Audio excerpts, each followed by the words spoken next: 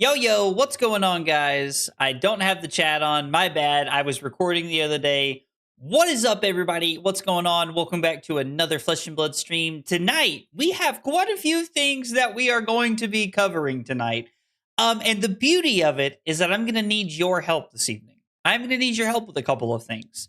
The first thing that I need your all's help with, now, by the way, guys, none of this is mandatory, but I love for other people to be able to participate and do things. And so I need your help tonight.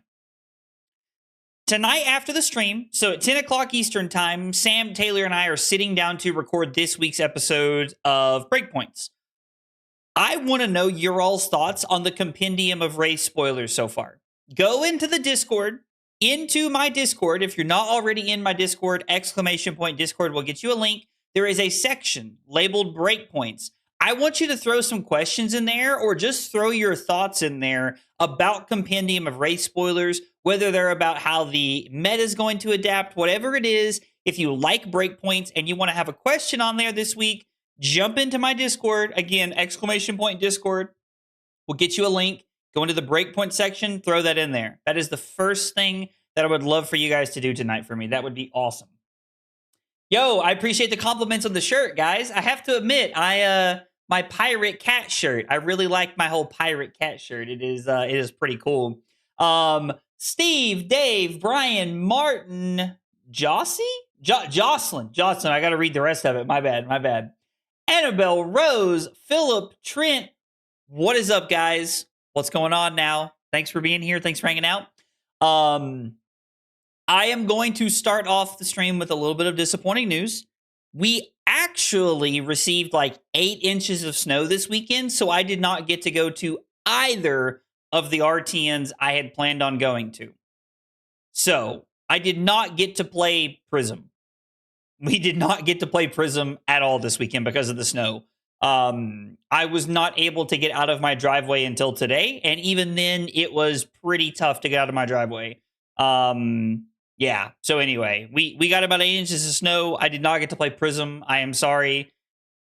I promise you, we will play Prism at something, at some kind of competitive rated event, we're going to go out of our way to make it happen.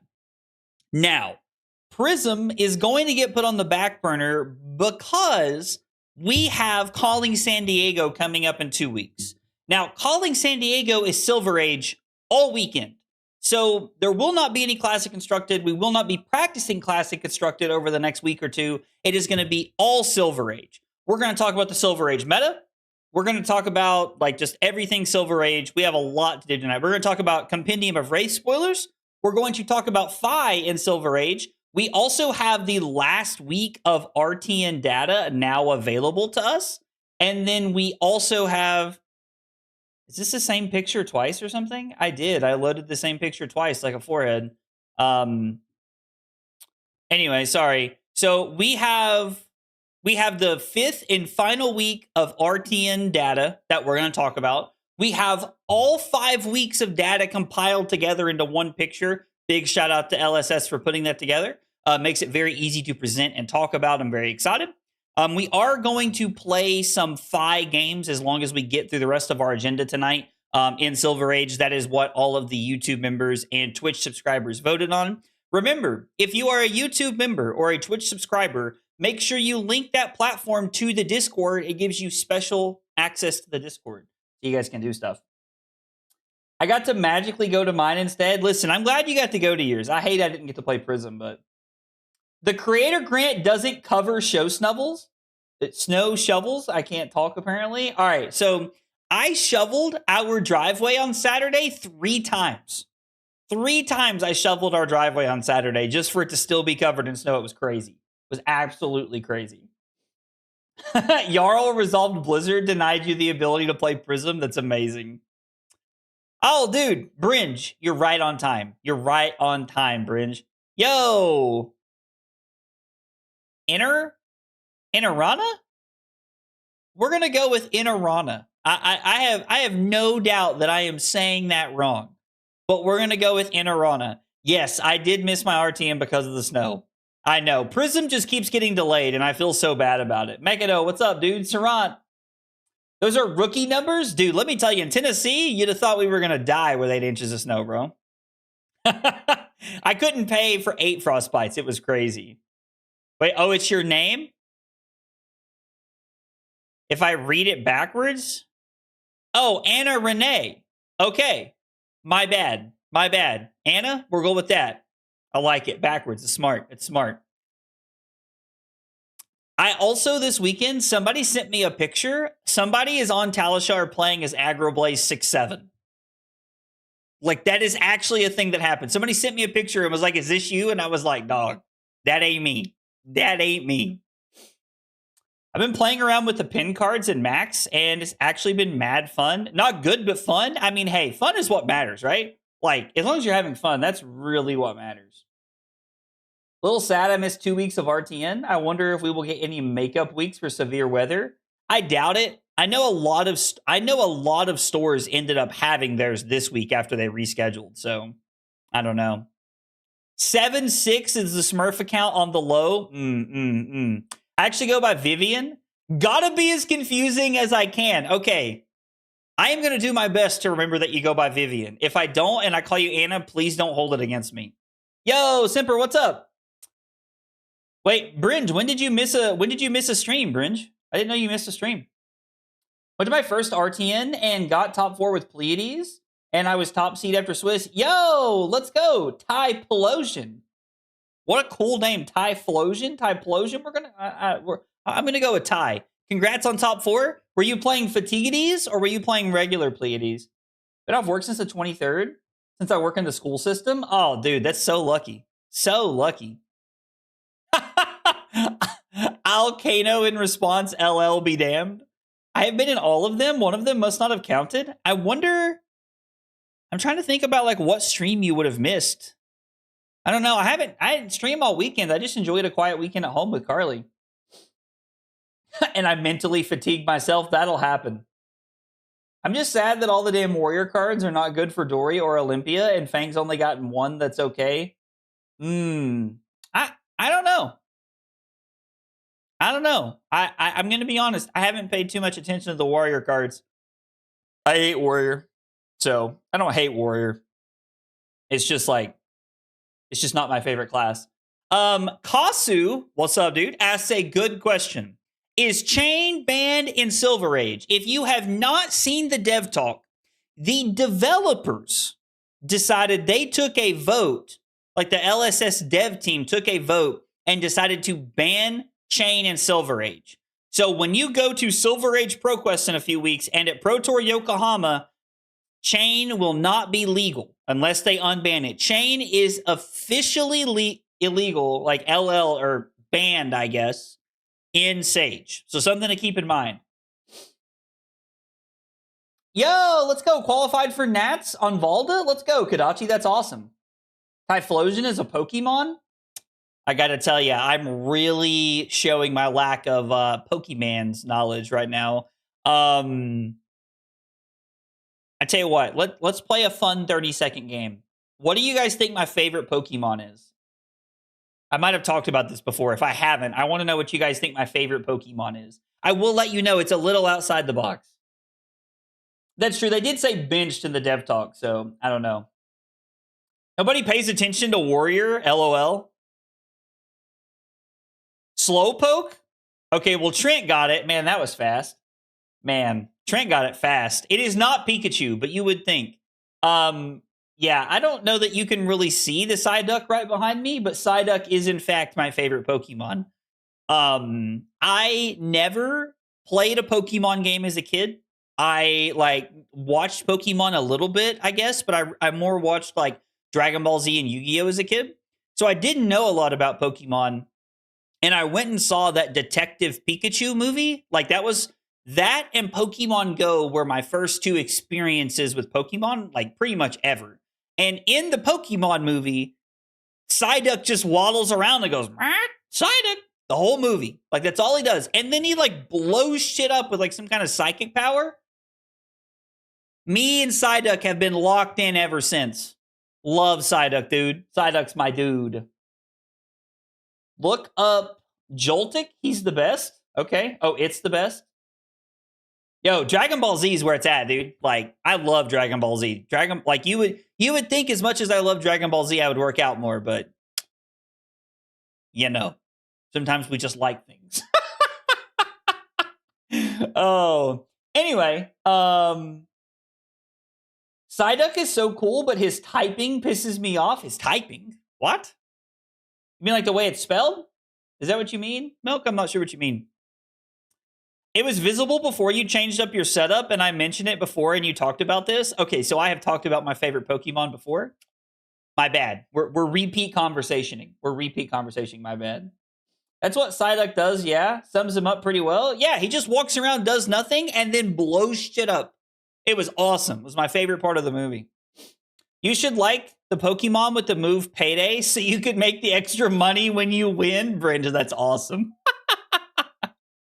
Oh, dude. Power Rangers and DBZ were like a very, very big part of my childhood. And like, it's kind of weird because like as like a younger kid, I loved Goku. But as I get older, like I feel like I relate more to Vegeta.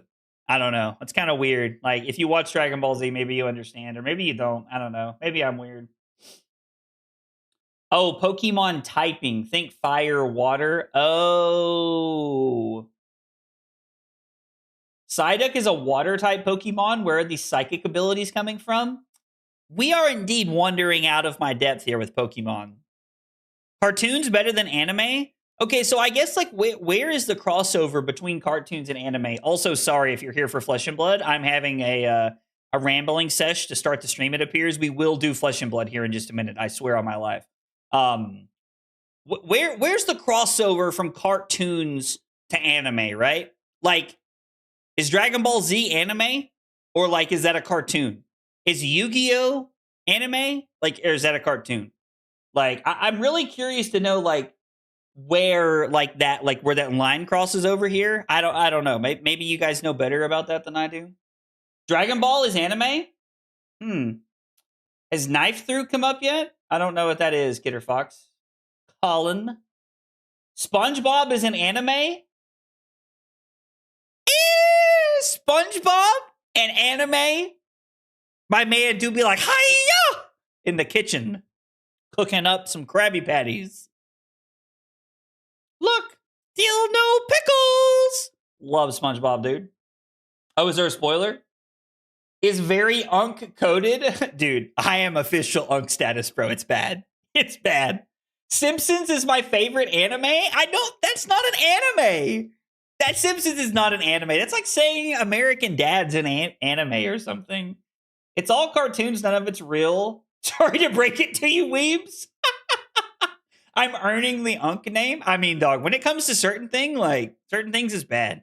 There's a reason Carly is the technical advisor of the stream and I'm just here. I wanted to ask, do you think it's worth buying any of the Sage Precons? Yeah, probably. Because a lot of the cards, like there are like hero specific cards in those decks, right? If you go based on overseas animations, every cartoon anime is actually Korean. Interesting. Tom and Jerry peak anime? How deep are we going tonight, guys? Cory in the House is my favorite anime. Okay, first off, Cory in the House was like actually like a great show. I like that show. You can be my unk, aggro? Let's go, Lucas, my man. My man. I mean, I think it's worth it, right? Like, especially for people who don't have bulk from those sets back in the day. Like if you need like Uprising bulk or like maybe like you didn't play when Hunted came out or something. I think buying the Precons is worth it. If you're just buying the cards from the decks, then maybe not. I don't know what the market's going to be like on those though. Hunger. All right. Whoa. Hunger Games. First off, I've never read the book, but the movies were great. Really like the movies. Is Jarl going to be busted with the new channels? Busted? I don't know about busted. I do think Jarl's about to be sweet, though. Like, I think there is now somebody was telling me that they wished you could play, like, an actual, like, ice version of Jarl that wasn't just, like, dog water. And I think we might be into, like, ice Jarl territory now. Yo, what's up, Bing? Hey, Liam. with the 14 months at tier 1. Liam, thank you so much for the 14 months, brother. I appreciate that. Means a lot. Thank you so much. The Quran is my favorite anime. Oh my god, dude. Y'all are cracking me up. I convinced myself to buy my first case, and I think Copium of Wraith is the best set to do it. Yes. If you are looking to like get into like buy bulk of a set, I would say this would be it. We are talking about the Silver Age starter kit, so to speak, with a lot of these cards. And I just think buying, like, I buy a case of every set because I like to have all the bulk. But like, I don't think you can go wrong opening a case of Compendium of Wraith. Hey, listen. We don't judge. Colin is more than welcome to talk about this. Talking about Assassin spoilers from the 30th. Okay, so we are going to talk about spoilers tonight. We have a few things to get through.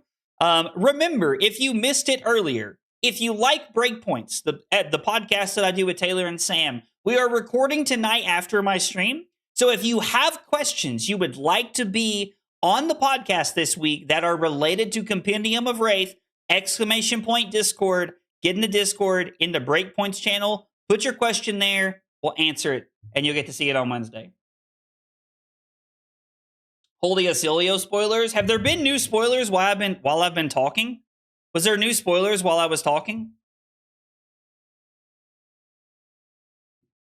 I wonder if some of these cards are even in there yet. We're going to start with some of the cards that were spoiled today here in just a few minutes. And then from there, we are then going to pivot and we're going to look at some of like the newer stuff that's there. The new tree? Is it the Might tree? Oh, if they don't have Adult Terra and Adult Blaze in this set, okay, so here's the real answer. I do think they are going to have Terra and Blaze in this set because it feels like there's a lot of things that are in this set that are very like pushed towards Terra or Blaze. But if they do not have Terra or Blaze in this set, it is because they are setting them up for Armory decks to like release them into Classic Constructed. That's the only answer. I think there's a lot of people hoping that we get Terra and Blaze. I think Terra and Blaze as adults would be good for the thing. The Adult Terra feels like it has to be for that Might Earth channel. Oh, the new Might channel like screams Terra. Think there will be Terra and Blaze? I mean, yeah. I think there'll be Terra and Blaze. 100%. They should, like, I'm hoping it's adult and young, but I would, like, you can't even play Blaze in Sage, can you? It's only legal in Blitz, right? It's only legal in Blitz.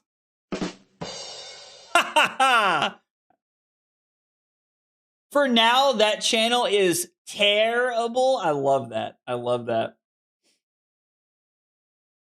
Last Black Friday, I got a Blitz Oldhim deck. Do you think it's easy to adapt to Sage? I got it for like $2. I don't know that it's probably cheap to adapt it to Sage, if I had to guess. Like, you could probably like make the like fatigue like Guardian block slop Oldhim deck for like relatively cheap, if I had to guess. I don't know, to be honest, but if I had to guess.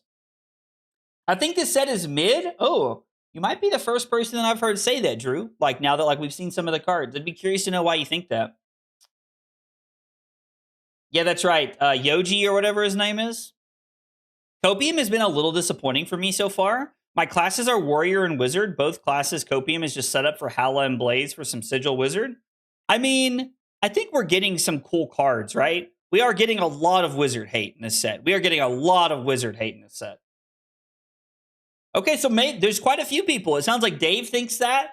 Drew thinks that. Nova thinks that. It sounds like there's maybe quite a few people who think that Compendium of Wraith has been mid so far. Is not what I wanted to open.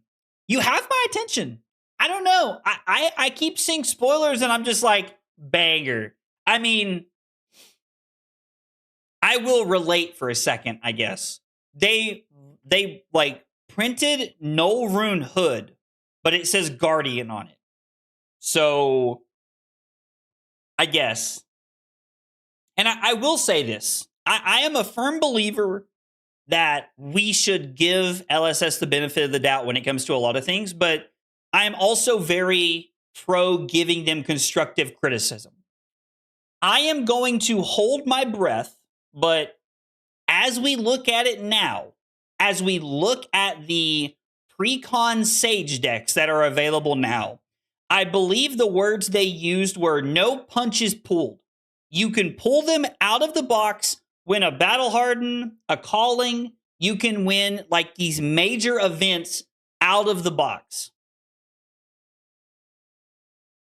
This has seemed to really miss the mark. Now, I would like to clarify. I do think that some of the decks are pretty good. And I do think that as a starter kit, like this like introductory product into Silver Age, they are phenomenal. But I don't really think they can stop and say no punches were pulled. Because like the Dory deck is the example I'm going to use. There's a one of run through in the Dorinthia deck is what I was told. I have not confirmed this. I'm going based off what they said, what my buddy said. If that is true, why? Like run through seems pretty good, or like maybe there's a better option. I don't know. Like I just, yeah, Pocus just mentioned it too in the chat. Like that's the example that keeps ringing in my head. So I think that LSS might have, probably should have used better verbiage there with that, because I just don't think that's true. It does not feel like there are no punches pulled so far. Like it feels like there are definitely some windows like where some of the decks are kind of mid. So I don't know.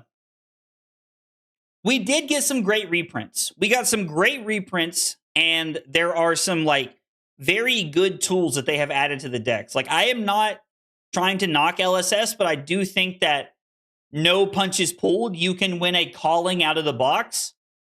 I am hoping to be wrong and to eat my words, but right now I don't see it. Like I don't think you could pick up that Dorinthia deck and win a calling with it. I don't see it. I don't know. Anyway, that's just my take. But just trying to share where I'm at with that. So we'll start there. Freaking go. You love to Needed some water. Yo, my mistake. Thank you so much for the follow over on Twitch. I appreciate you being here and hanging out. Guys, if you are here for the first time, you're new to the channel, or maybe you've been here but you've never heard these questions, we got 3 questions we ask everybody when they're new. Those questions are, what's your name? What got you into Flesh and Blood? And what are your favorite hot dog toppings? If you've never answered those questions, throw them in the chat. Love to get to know more about you while we're hanging out. I don't think I could pick up that Dorinthia deck and win a calling. I think Pablo Pintor could probably pick up that Dorinthia deck and win a calling. You know what? Red, that's so based, dog. God, I've been talking to Taylor too much. I'm saying based. That's so real, fam. That is so real. So real. Fai, best deck, BDIM, best deck in what? If she was messaging rather than the products themselves, I agree, Steve. Completely agree. I agree with slandering Taylor. Oh, we'll slander Taylor any chance we get.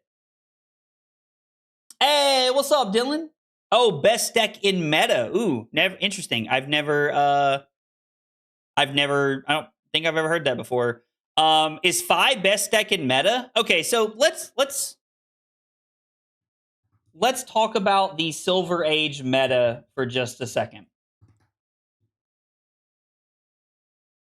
Silver Age still has, like, we still have more cards coming. We have not seen everything yet at the time we're having this conversation. But right now, going into, or no, I guess we're getting more Majestics, right? We're only getting more Majestics from here. We have seen all of the commons and rares, right? Is that correct? We have seen all of the commons and rares. That is official. Like everything else is Majestics forward, right? I just want to make sure I'm correct before we keep going on. Because I'm pretty sure that's what it was said. Yeah? Okay, so we have seen all commons and rares. Okay. So with that in mind, coming up this weekend, we have Calling London. I think there are 3 decks that are better than the rest of them in the room this weekend at Calling London. I think they are Enigma, Briar, and Oldham. I think those are the 3 decks that stand above the rest of them that jump out at me. Now, there are some other decks that are like floating around and I think have a real chance at spiking or winning the event. But those 3 decks seem to get like some really good cards.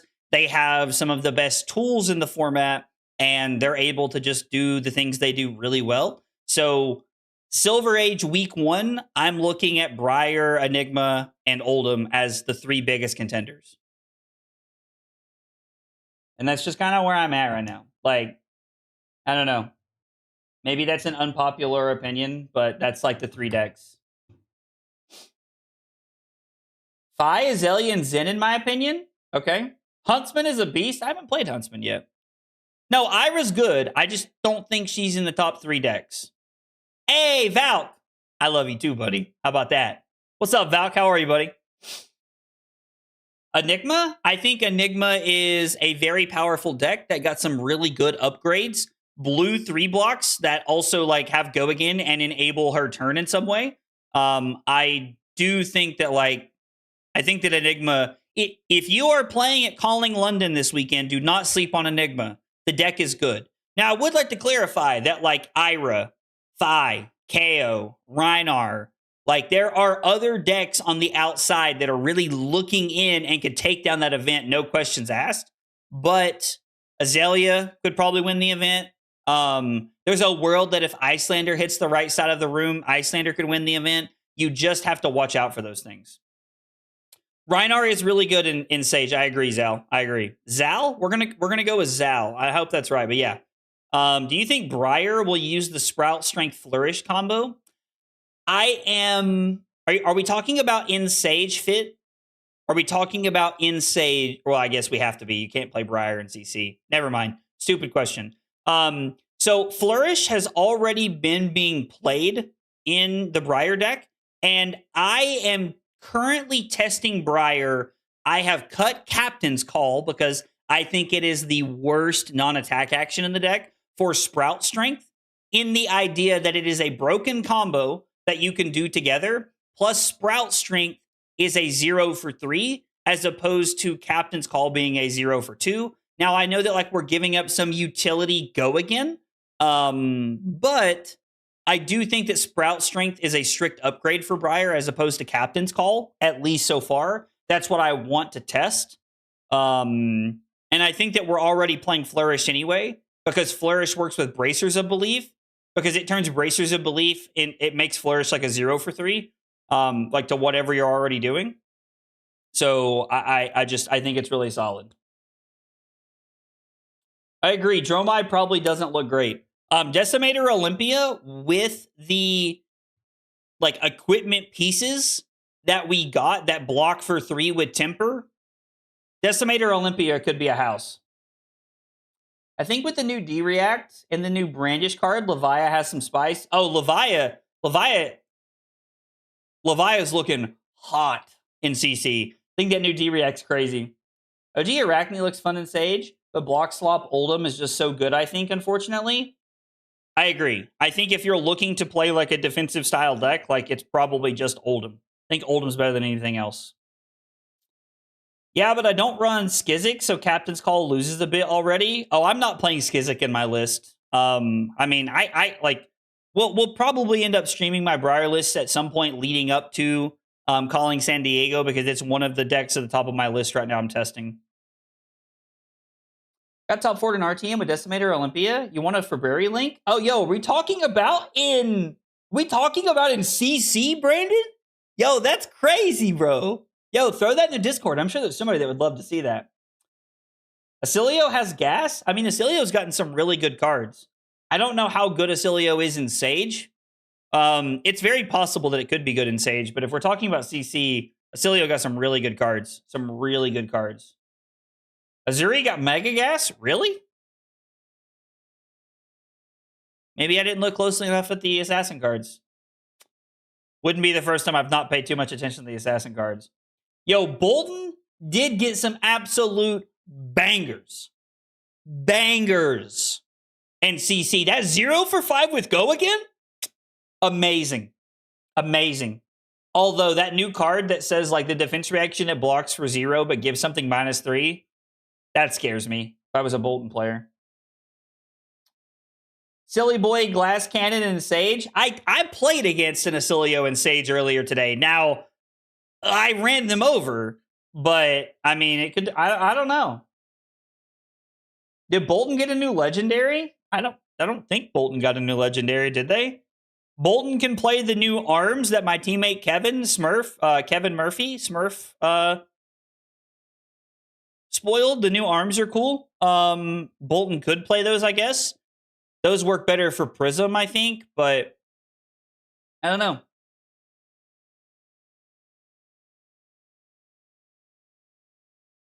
That new Warrior Disrupt block, there's a lot of cards. There's quite a few cards that like I think are good. You never pay enough attention till they're at your throat. Yo, Havoc, that's so true, dog. That's so true. Apparently there's a Zuri gas. We're going to pull it up so we can look at it. Don't worry. We are going to look at it. I promise. I got all the spoilers. We're gonna look at RTN data. We're gonna take a look at spoilers, and then from there we are going to take a look at some of the Fi cards. By the way, one thing I wanted to mention to you guys is that I have a few updates coming up over the next couple of weeks.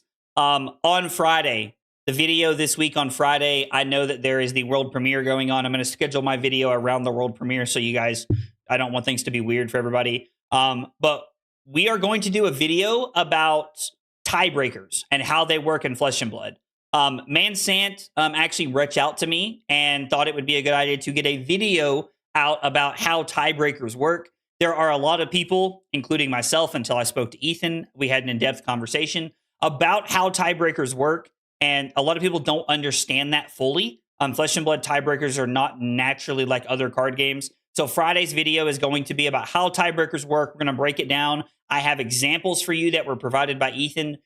So we're going to get that out Friday. And then the next Friday, so like I guess 2 Fridays from now, is going to be all about Guardian. I'm going to be updating you guys on how Compendium of Wraith changes Guardian, what Guardian looks like moving forward, how good some of the cards are, if some of them are kind of mid. We're going to talk about all of the cards from Compendium of Wraith and how they affect Guardian moving forward with the meta. That is the goal for the next couple weeks of videos. And then obviously every Wednesday, we have breakpoints coming out every Wednesday. Yeah, no, Scribnibble, I was very happy when Ethan sent me the video idea. I thought it would be cool. Yo, Zal30, thank you so much for the follow over on Twitch. I appreciate you being here and hanging out. It means a lot. Guys, remember, if you're here for the first time or new to the channel, we got 3 questions for you. What's your name? What got you into Flesh and Blood? And what are your favorite hot dog toppings? Hit me with them in the chat. Love to know more about you. We are going to look at the Azuri card, I promise. I promise.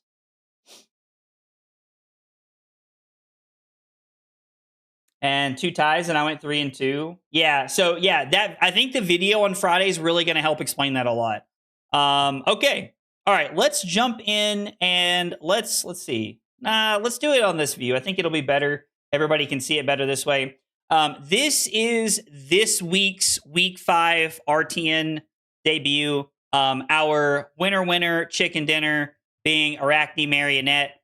We have Mario up here at the top with 21 wins. You will notice that Mario, Syndra, and Verdance are above the rest of them. Everything else drops down a little bit into single digits. Arachne Marionette had 21 wins. Syndra, jumping all the way up to second, had 16 wins. Maybe people are figuring Syndra out in this new post-ban world from December. I'd have taken a minute, but, you know, that's what the meta does. And then we have Verdance up at the top, or I'm sorry, third from the top at 14th. I know Verdance has had a very, very impressive run Verdance has had a very impressive run during RTN season. So I don't think any heroes LL'd. I don't know exactly. Do you know how many wins or how much RTN XP needed to qualify? I think RTN like XP invites are down to top 50. if I remember correctly, and if they haven't changed the rules, they do pass down.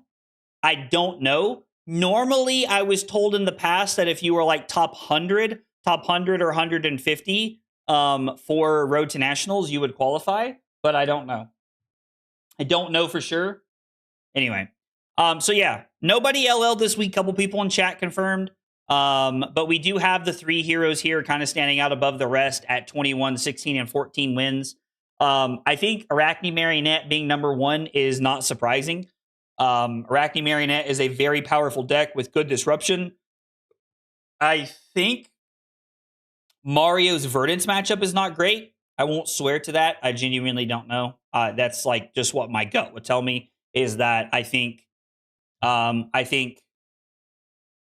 Wizard typically does pretty well into Assassins, but I don't know. I would think Verdance is probably pretty good in that matchup, but anyway. Moving on down, we have KO at 9, Gravy Bones at 8, and then at 6 we have 3 at 6. We have Acilio, Pleiades, Victor, Horse Nation rides, baby. So we have Acilio, Pleiades. I'm sure it was Fatiguades. There might have been some Ellie Bird lovers out there playing the aggro Pleiades, but it was probably mostly Fatiguades. And then Victor sliding in with 6 as well. I really like, and I'm going to point this out here for everybody. Look at this. We have Guardians in here at 6, 6, and 5.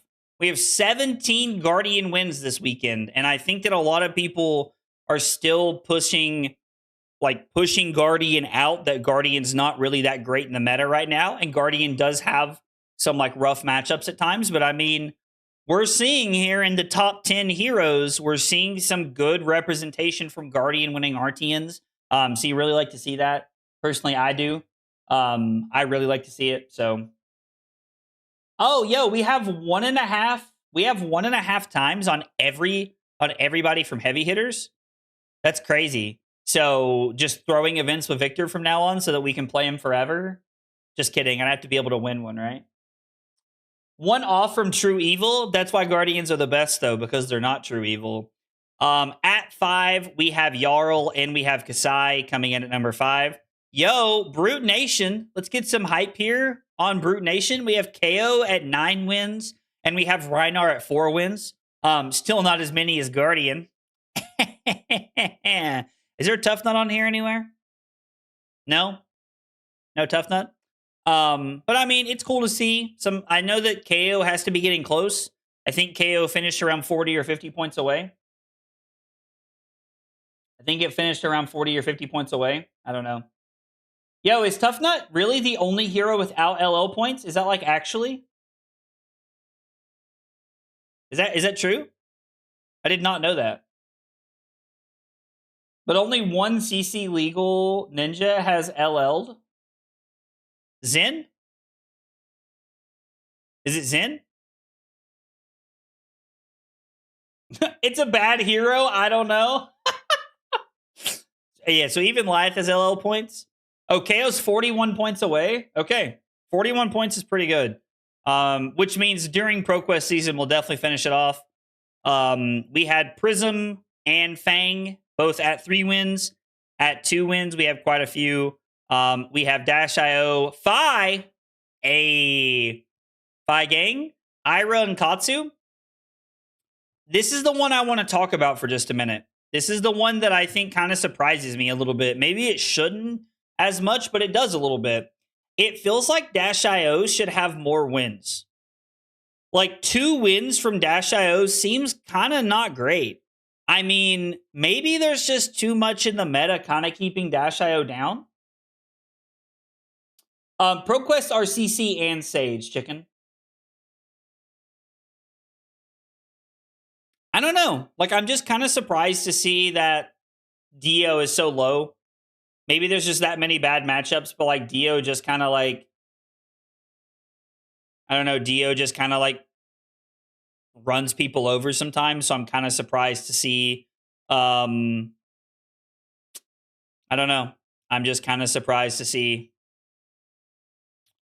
Anyway, moving on down to the bottom here, our last 5 heroes rounding it out. We have Dorinthia, Marlin, all the Taylor Copers living big. Puffin, that's what I'm talking about. I love Puffin. I love Puffin. Valda, yo! So there was what? 6, 12, 18 Guardian wins? One Valda bringing it home?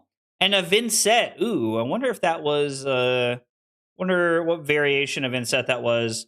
I've been seeing some weird Vincents running around lately. Oh, yo, let's go. Puffin was a local of yours? Let's go. Congrats. Does it make you feel old that Azuri has not had a big result since March of last year? And she has won a Pro Tour? I mean, not really, because Fai's in the same boat, right? Like, Fai won Worlds and then, like, has done what? Like, won a few RTNs or something? So, honestly, not really. Can you tell me why LSS hates Dory? I think there's just something in the dev team, the dev pool. Like, I think that James and company just like really love Runeblade and Illusionist. Like, they made Guardian broken one time, and then like it's been like kind of whatever since then. Oh wait, yo, Azuri's had 0 LL points in like a year. I wonder if it's because not a lot of people play her. To be honest. Did you hear that New LL'd? I'm gonna miss her. New has been gone for so long. What are you talking about? I'm so confused. What do you mean, MK? Technically, Olympia, Azuri, Bravo, and Teklo haven't gotten points at all this season, but they had points from before, so they aren't at 0 like Tough Nut. I mean, that's fair. The Vincent one should be someone you know. Oh, Fabton won an RTN with Vincent? That's awesome. That's awesome. Huh, interesting. So anyway, this is the RTN data from week 5, the final week of RTN season. We are going to look at all total RTN data all together wrapped up right here. As long as I open up the right freaking picture. Ah! Lizard. So classic constructed wins right here across the entire season. Verdance. So you get nothing. You lose. Good day, sir. And that's how I feel about Verdance. Verdance coming in at number 1, 70 wins. Arachne Marionette with 67. The drop down here is kind of surprising. We take 18 wins off the top to drop down to Grave of Bones down here at 49. KO Armed and Dangerous at 45. Syndra at 40. Makes sense. Florian at 39. Rip Bozo. Florian be out of here. Kasai of the Golden Sand at 36. Also Acilio at 36. I was expecting Acilio to have more. If I'm being honest, I was expecting Acilio to have more than 36, but Dash.io with 27. Fang with 22. Victor with 22. You'll love to see Horse Nation rise up. Prism with 21. Fatigues with 15. Jarl with 12. Reinar with 10. Dory 8. Huntsman 7. 40 combined amongst other heroes. Ira and Vincent both had 5. RKO, Katsu, Puffin both had 4. Valda, Slippy, and Fai both had 3, which is hilarious because 2 of them came this week for Fai. And then we have Bolton, Lyeth, and Marlin both with 2. And then Riptide, Lavaya, and Max at 1. Wait, what is Colin lying about? Is Colin lying? Did we get Colin in a lie? Did we catch him with a lie? Yo, let's go. Ted gifting that a membership over on YouTube. Ted, thank you so much for the gifted membership. I appreciate that so much. Appreciate that. Hope you're doing well, brother. Hope you're doing well. Colin said Rosetta gave us nothing good. I mean, yeah, that, like, listen, on today's edition of Factor Cap, that be cap. That's crazy. Somebody needs to get Colin out of here. That's wild. How could you ever be mad that we got Aurora from that set? Right? Come on. Aurora. Yay, Aurora. Just me? All right, just me. There has to be at least somebody out there who enjoyed Aurora, right? Like, come on, let's see some lightning bolts in the chat or something. I mean, come on now, Aurora's awesome. See some lightning bolts or something. I mean, sheesh. You think Jarl is playable with the new card shown? Yes, absolutely, X, 100%. We're not even talking about Viserai, and somebody said F Viserai. Yo, Colin, get him. Everybody said I hate Aurora. Let's not put bolts in chat. Yo, let's go. Brian coming through. My man. I loved Aurora. Won some events with it. Dude, I loved Aurora Mekado. Another broken Runeblade. Who doesn't love Lightning Runeblade Ninja? Because that's what it was. I'm just saying. Arc Lightning's a hell of a drug. Arc Lightning is a drug, and I stand by that. So anyway, these are the Compendium of Wraith spoilers. Or I'm sorry, that's what we're doing next. My bad. These are the total RTN data wins. Verdance continues to dominate. She continues to stand above the rest. KO gets close to LL. I guess Prism is getting close to LL as well. Florian did LL during the season. Cinder continues to be a good deck in the format. Guardians rising up. We can see, like, you know, Victor, Jarl, Fatiguides doing well amongst the meta. I'm not supposed to do drugs. I don't do drugs. I only do cardboard crack. And let's be honest, the rest of y'all do too, or you wouldn't be here. Let's be honest now. Everybody chill. I miss Bonds of Agony. Mods, get him out of here. I'm kidding, chicken. I'm kidding. We wouldn't do that to you. I can't wait until the summer when I get to play CLV again. I'm actually very excited for Aurora too. I have all of my cold foils waiting to be played. Yeah, KO's almost out of here. 40 points. I like extra fiber in my drugs. Cardboard. Ban him, unban Bonds. Amazing. Okay. I miss Art of War. I gotta level with you. I do not miss Art of War. There has been so much more fun design space since Art of War was banned. I don't miss Art of War. If Syndra had Art of War, she might already be LL. Okay. Now, I'm going to give everybody a flashbang warning here. Like, the spoiler page on February. I'm trying not to add, like, the 3 other R's I add in there when I say it. February has the Compendium of Wraith spoiler page in white. So you all have been given the flashbang warning, okay? We are getting ready to look at a white screen. So you all have been warned. My eyes! Ah! Yeah, animals. Talishar crashed? Well, that's not good. Listen, February is where it's out. I'm sorry. I warned you all, okay? I told you all. I just told you all we were coming over here. I don't want to hear it. Anyway, we're going to take a look at some of our spoilers here. We will take a look at pretty much all of the cards tonight. Talishar just crashed as I was about to crush Dave. Dave messaged me, and I messaged Yotrick to tell him to, like, you know, hey, help my boy Dave out here. It's so bright because, like, the Compendium of Wraith background is white, and I don't know how to turn this to dark mode. Like, I truly don't. Like, I don't know how to turn this, like, to dark mode. Because, like, my normal February is in dark mode. So, I'm sorry.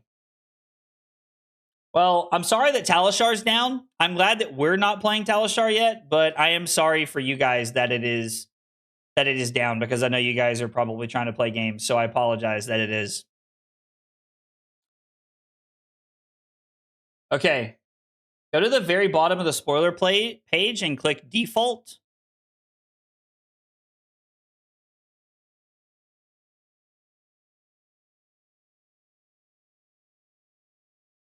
Is this what I use?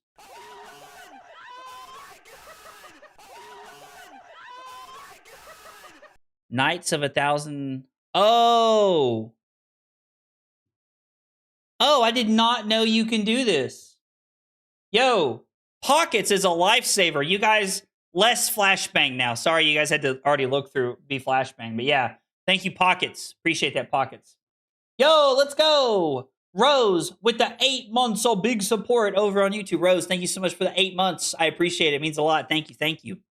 Okay. Taking a look at a lot of these, there are a couple of big things here that stand out. Like there's obviously like some cool stuff here. Like this is a 3 block here. Draw a card, then discard a random card. Does this fit really well into... I guess this doesn't fit well into Reinar, because Reinar doesn't intimidate on the opponent's turn, so this doesn't matter. I'm sorry, Liam. I'm sorry. Okay, guys, this is not even that dark. This is not even that bright. Come on now. This is not even that bright. But anyway, this is like a 3 block headpiece. I think that it being a 3 block at least deserves it being looked at. Sage Levia. Okay. I don't hate that. Fueling the Graveyard. Yeah, the hat from Heavy Hitters that allows you to just like break it and like draw and discard is like an extra intim. Makes a lot of sense. But this could be very good for Levia. I can see that. Predatory Plating. I love. My favorite thing about this is that they are going to class-specific tunic effects. And I love that. I absolutely love that. I am so glad that they got rid of Old Knocker and that they are doing these like class-specific things. It is awesome that we are going to this.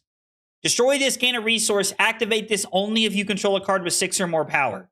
That's awesome. I love that. I absolutely love this. This is great. Like I hope that they continue to do stuff like this. This is great. Just like continuing to do stuff like this with like Brute. They made a ninja one. I love this. Continuing to move to class-specific designs is a good thing for the game, in my opinion. This arm piece is Spell Void 3 if you've pitched a card with 6 or more. And the best thing about this, and I talked about this with some of my teammates the other day, is that they made one for Guardian as well. But the one thing that's really pivotal to this is that it has Spell Void 3 if there's a 6 or more in your pitch zone. Well, in KO, like in like Young, Armed, and Dangerous, your might tokens pop at the start of your turn, like they cannot respond to it. You play a card and you pitch it. You pitch a card from your hand into your pitch zone. This is automatically active. There is not a world for your opponent to respond to anything before you are able to make sure that you have Spell Void 3. My issue with the Guardian one is that it says you must control a Seismic Surge token. They can respond to you making a Seismic Surge token from something and you not have Spell Void 3. So I do think the Brute one is just a step better than the Guardian one. But this card is really cool. I really like this. You can also pay for AB then Spell Void. Yeah. They will. I don't think they're going to ban Tunic. I just think it's cool, right? Like, I just think it's cool that they're moving towards stuff like this. AB1, again, like, I don't understand. You can literally just play No Rune Legs or Boots or whatever it's called. I don't get it. This card is really cool. Reckless Arithmetic, which is like such a funny thing. This is a 1-cost blue, 1 power. When this attacks, roll a d6. This gets plus X. Obviously, this has value in RKO and CC. If you have a Vigor token and you have a Tunic counter up and another blue, you get to come in for at least 7. It's at minimum a 2-card 7. Because if you roll a 1, this is 2. If you roll a 1, it gets plus 1. And then, like, KO just turns this into, like, RKO just turns this into a 7. If you roll a 6, this can easily be a 2-card 12. You have to roll pretty hot, but it requires you to have Tunic, requires you to have a Vigor, but this is a 2-card 12 if it lines up, which is pretty cool. I don't know. Like, I think it's pretty cool. It's a way to have more cold foil AB equips out there. Yeah, that makes sense. Like, the foiling is what they're going for. It's just funny. Yo, what's up, Damien? I agree. I'd subscribe to that theory. I mean, you could also just have 2 Vigor tokens, but I'm thinking in CC having Tunic is like makes sense. Let's see. Lay down the challenge. 0 cost yellow 3 block. Intimidate target hero. Then if they have more cards in hand than you, draw a card. If you block with 2 cards on your turn, you have 2 cards in hand. You have this, another like a resource card, and a card in arsenal. I mean, you could block with 2 cards and then play this from hand or arsenal and then immediately replace itself. Now you need to block with 2 cards, right? Because if you play this, well, I guess if you block with 1 card and then play it from hand, it meets the requirements. I'm thinking about playing it from arsenal as a setup. But this does seem cool. This does seem like a cool card. But yeah, if you block with 1 card, play this from hand, it meets the requirements. Seems pretty cool. I like this card. I wonder if this will fit into CC Reinar. I don't know. I haven't had a chance to talk to Trent about this yet. If it's just better than like Smell Fear or Beatdown, maybe. I don't know. Right off the top, a 1-cost non-attack action that blocks 2 at yellow. Draw a card, then pitch a random card from your hand. If it has 6 or more power, your next attack this turn gets +3. Huh. So this turns Bear Fangs into a 3-card 11. Right?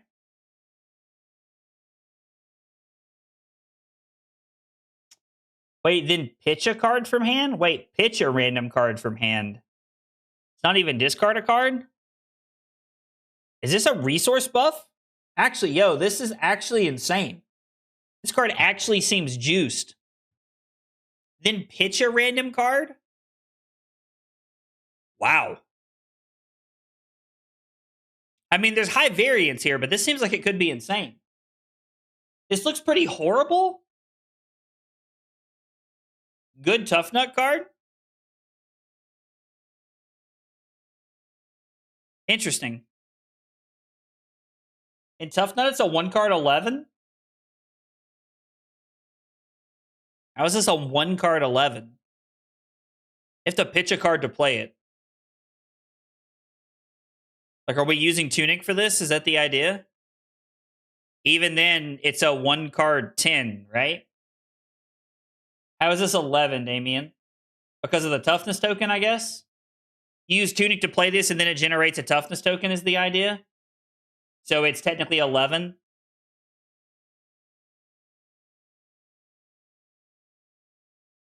Activate Tough Nut, rip off the top, Tyrannical Rex, rock 11. Okay, so arms. So it's a 1-card 11 on offense. Okay, so good and Tough Nut. Fair enough. Aggressive Pounce. If you've intimidated an opponent this turn, this gets go again. I mean, it's a 2 for 6 at red that blocks 3. This seems like an auto include in Reinar. And at minimum, Sage. I don't know if this fits into CC or not, but this is kind of cool. We're going to go through all the cards, guys. We're going to go through all the cards. But yeah. No, that checks out. This seems very good in at minimum Sage. Maybe in CC as well. Thoughts on putting sour cream on hot dogs? Putting sour cream on hot dogs. Well, I don't really like sour cream. Sour cream has to be like mixed into something for me to like it. So I'm probably going to say no. But hey, you do whatever makes you happy. The only place sour cream goes is in the trash can. I'm kidding. I mean, I really don't like sour cream, but whatever. You know, eat it if you like it. Soy sauce? Never put a soy sauce on a hot dog, but I do like soy sauce. All right, Bear Hug is a 2 for 7. Play this only if you've pitched a card with 6 or more this turn. I mean, this seems solid. It's a yellow 6. Does this go into Tough Nut as a yellow 6? Probably not. It's not going to take us 2 to 3 hours to all the cards. I am going, 6, 7. I'm going to run through the cards pretty quickly, but we're going to talk about all of them. The yellow 6 seems like it could fit into Tough Nut. I'm not sure. Other than this, like, it feels like good draft chaff. I mean, it fits into Sage pretty well. It's a 2-card 7. Okay. We are going to take a minute here. We are going to take a minute. And I need everybody to get excited about this shit because Shield Beater is awesome. Yes. Card's amazing. Shield Beater is a 5-power, one-handed guardian weapon that you pay 4 resources and tap it to attack with. It also says cards you own named Visit Anvilheim get go again. This card allows you to have a shield and closer to Sledge. We are no longer required to play Titan's Fist. Having access to a shield and a big hammer closer to Sledge value is absolutely insane. Shield Beater is exactly what Guardian needed, and I am so glad they gave us this card. It is an absolute powerhouse, and I cannot wait to test it.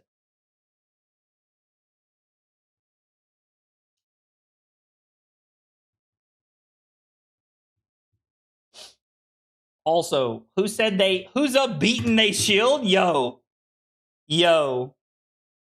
No. This is like infinity excitement. Somebody said especially with Season Savior. Okay. Even though...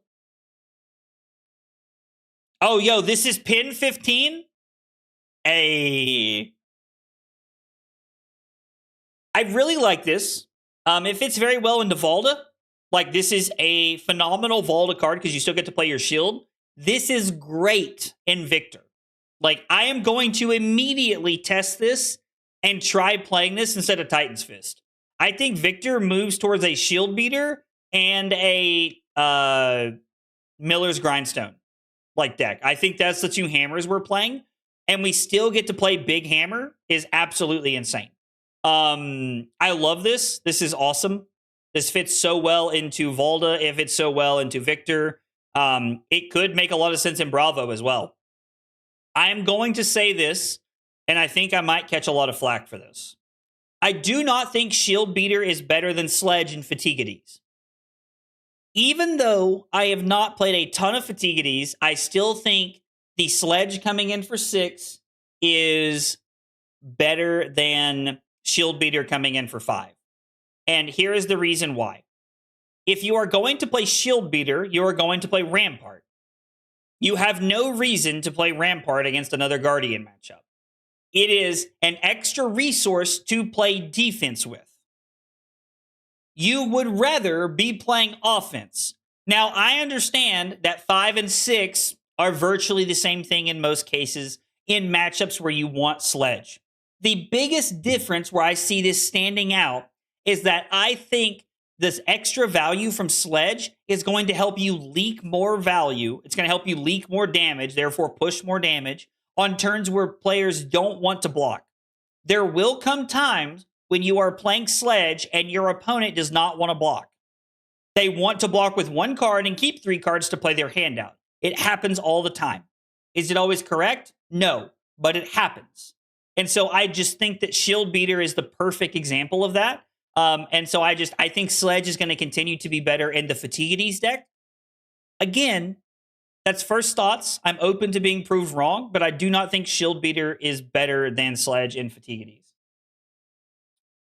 Why keep Miller's? Because Miller's has a very specific matchup span that we are looking for. Titan's Fist was always a filler hammer so that we could play Shield and Hammer in a lot of matchups. Shield Beater, just better. I don't know if we're back on Tunic yet. I'm going to have to test that, but I don't know. Will it happen more than 3 times, though? That's not really, like, in my opinion, that's not the metric we should be basing it off of. The metric we should be basing Sledge versus Shield Beater in Fatiguities is that you don't want to be pitching cards to block with Rampart. Like, you don't want to block with Rampart against... In matchups where you want to play Sledge, using Shield is not as important. and therefore I think Sledge continues to be better. That is like where I'm at with this as far as Fatigue at Ease is concerned. Now, if Damien or Thomas tells you 2 weeks from now that I'm wrong, Shield Beater's better, listen to them. They are much better at Fatigue at Ease than I am. Oh boy, AB1. I do like the idea of having this in cold foil. The art is sick. I do like the art quite a bit. I just don't know that it's going to be like, I have no Rune Hood. Anyway, Magmatic Carapace is pretty cool. Whenever you play an Aura, you may tap this and pay 1 resource. If you do, create a Seismic Surge token. I mean, I don't know why you, like, that's cool.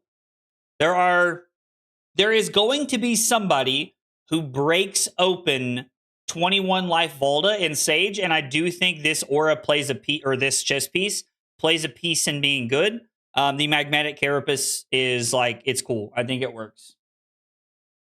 Do you think they printed null rune equivalents to get around cold foil printing policy? Yes, 100%.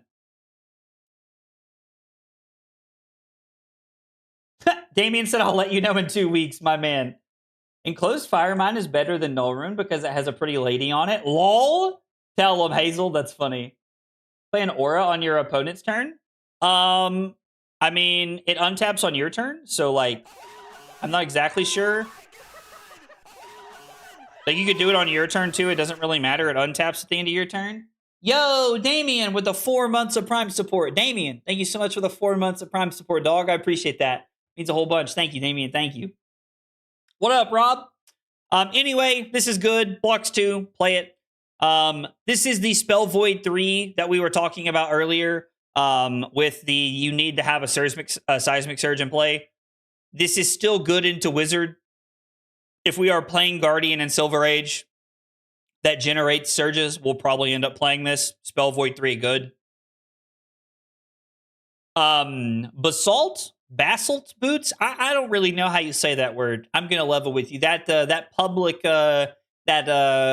public school education kind of coming back to get me right now. If you control a Seismic Surge, this gets +1, and it has Temper 1, so it blocks for 3 total. If you're playing something that makes surges, chest and boots are insane. I genuinely believe there is a 21 life Volda deck that is going to be good. The extra life, plus the ability to block very effectively with like Crash and Bash and other things.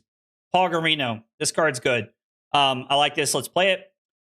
I don't know what pin 20 is yet. We're still hanging on. It looks like there's going to be a Guardian card there, maybe, hopefully. Ayo, you probably saw this card, and if you didn't, you should watch the video because you love me. It's only 43 seconds. Good lord. Never mind. There was a...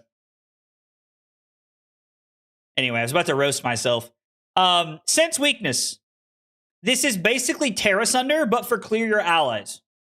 +1 and clear your allies. I have done a little bit of soul searching about this card. Because when I read it, and I read it on I read it for the first time on stream, I was like, holy shit, this is insane. And it is very powerful. I'm not saying it's not powerful. It is a high cost for a high reward, for a potentially high reward.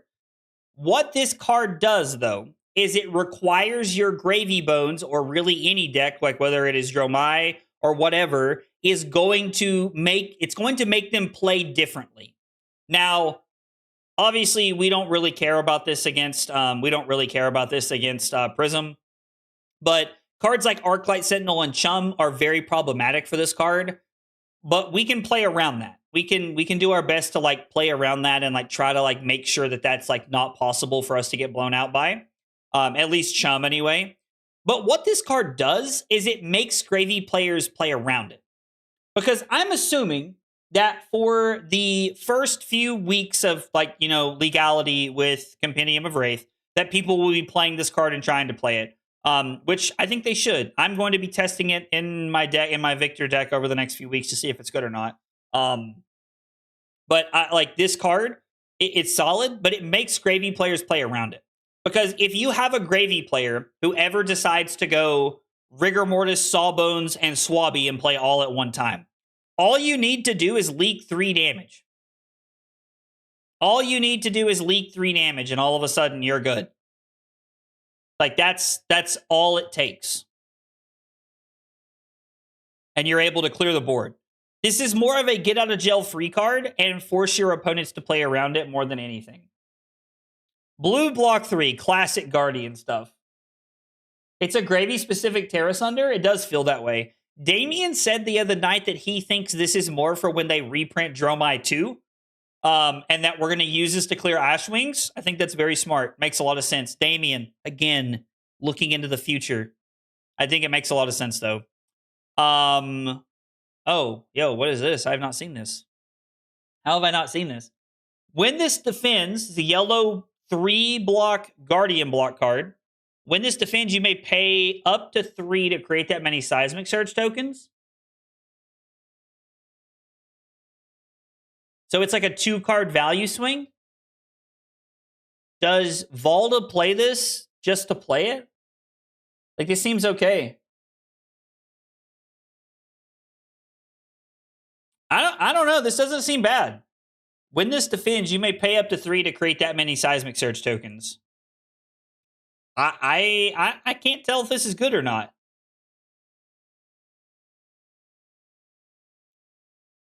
Could be very impactful. I don't know. Have you seen the new Gravy D React? I have not. We're going to get to it, though.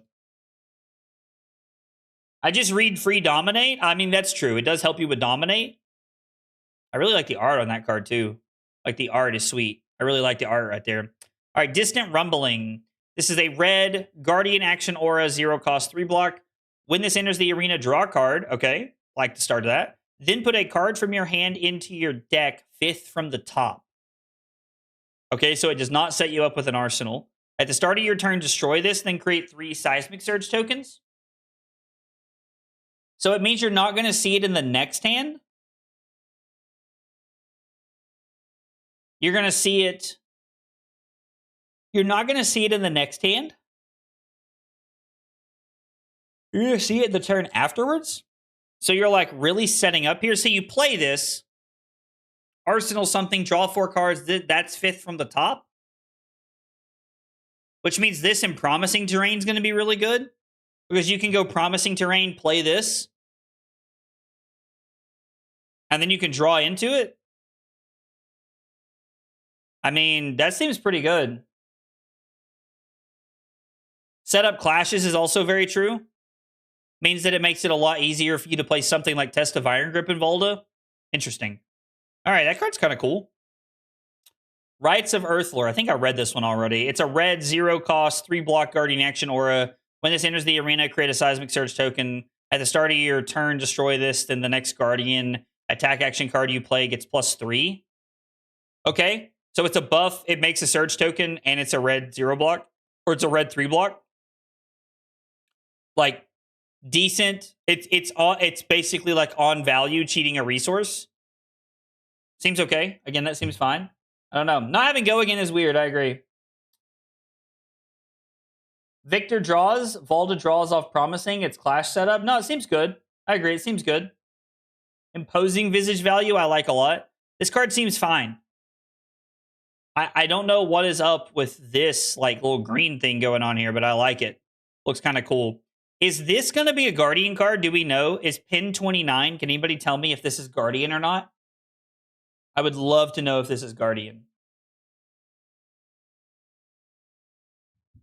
I was told that we had more Guardian cards coming. Obviously, there's one right here. I just don't know if this is going to fall into the Ninja category or not. It's a Ninja M equipment. Okay, Ninja equipment. All right. Moving on. This card is AB1 plus Spell Void X, where X is the number of chain links you control. We talked about this card. It seems okay, not great. Okay. Not great, but okay. AB1 is fine. I'm actually playing this in my Fai deck tonight to see how much we like it. Having again the like class specific tunic build is really cool. Destroy this, gain a resource as an instant. Activate this only if you've hit 2 or more times this combat chain, and it has AB1. I am testing this in my Fai deck tonight to see if AB1 is good enough. I would really like to know if the AB1 plus the like hindrance of playing this card is worth it, or if we should just be on Sash of Sandakai. This is cool. I will say we did try to make a Cinder deck the other night with this.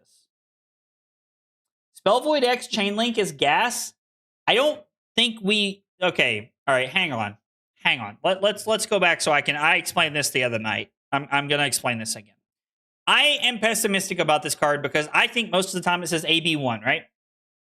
If we are living in a world where we are at 4 and we are relying on Spell Void, then it's not going to matter. Like, we put a card on the chain, we play a card, Icelander says, I'm going to respond before it hits the chain. So we have 0 chain links with us at 4, and then from there, we have AB1 and Spell Void nothing, meaning that we are not actually getting the Spell Void value out of this. Now, if you go into the turn where you are threatening like 25 points of damage, and you're like, you know, like if you force Kano to pop off later in the turn, it's very good. But I think against Icelander, this is going to be a trap. I don't know. I don't know. I think this is fine. I think this says AB1 like 7 times out of 10 is how I see this card. I'm happy to be wrong, but I just don't see it. I just don't see us getting there. Olmendros, thank you so much for the 3 months of Prime support over on Twitch. I appreciate that, Olmendros. Thank you so much. Appreciate the love. The Prime support means a lot. Okay. Dyed Silk Sleeves. Attack reaction, pay a resource. Destroy a dagger you control that's not on the active chain link. Target ninja attack action card on the active chain link gets +1. When the chain link resolves, if the attack didn't hit, destroy this. This is really cool. I think this is very fun. It's very thematic. We thought something like the original idea that like we had the other night when we were like brewing decks is that this would be really cool in a Syndra deck with like some like you're playing 1 Kodachi, 1 Kunai kind of thing. We thought would be pretty cool. So we tried that. It was okay. It didn't seem that great. I'm really hoping somebody breaks this card wide open. Michael asked why this is not ninja / assassin. Like a lot of the arm pieces are, like Flick Knives is ninja assassin, Blood Splattered Vest, ninja assassin, things like that.